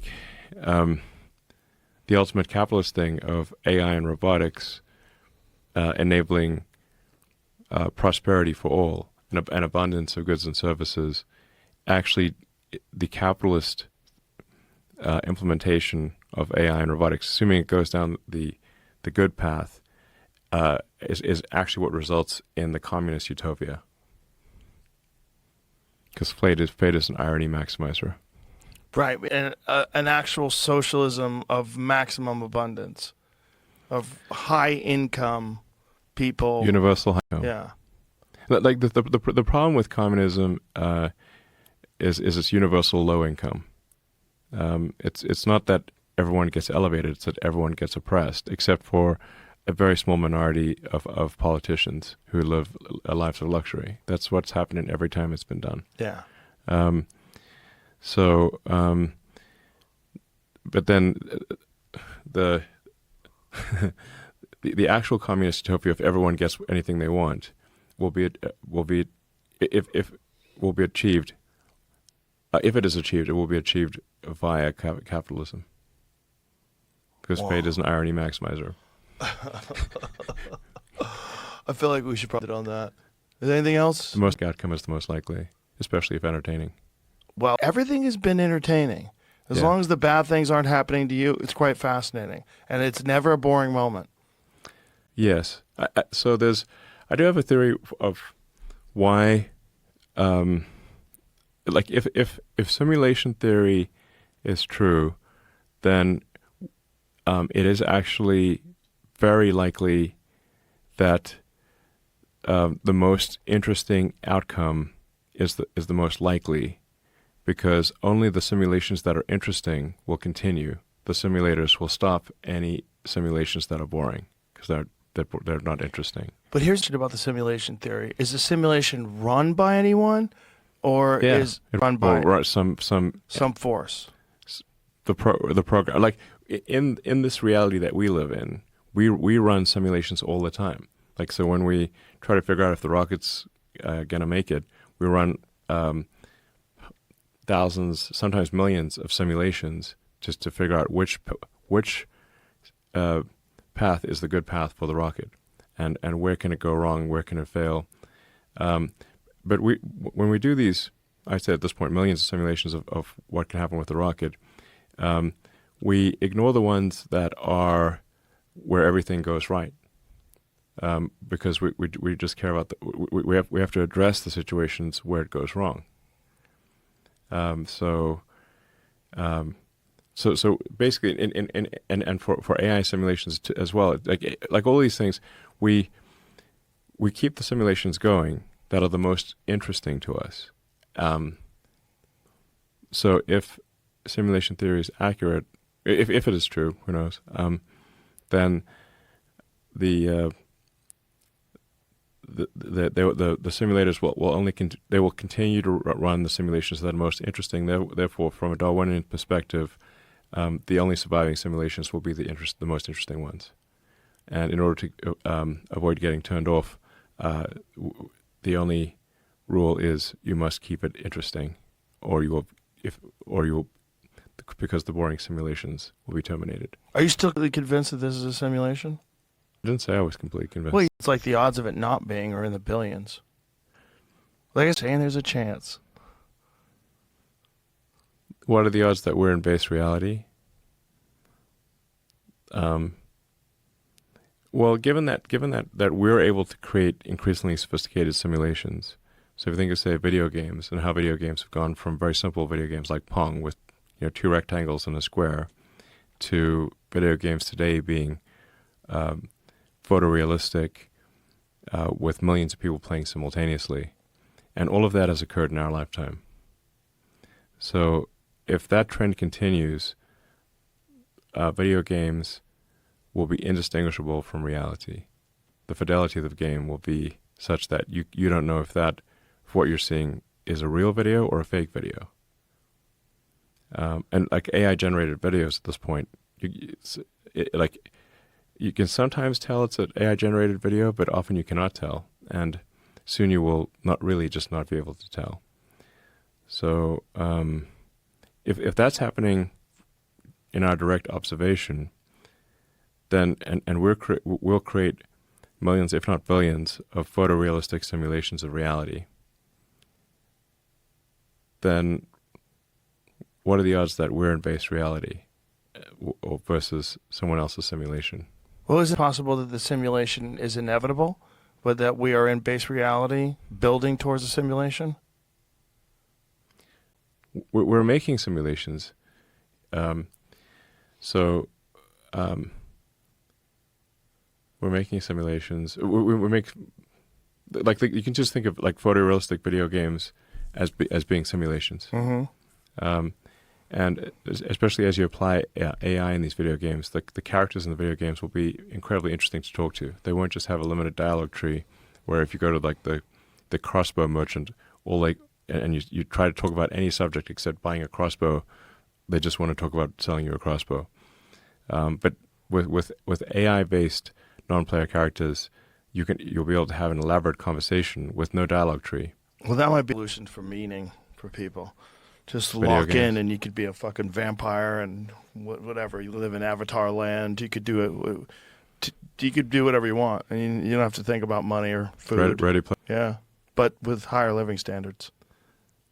Yeah, you don't have to be in a little trailer. I think people do want to have some amount of struggle or something they want to push against.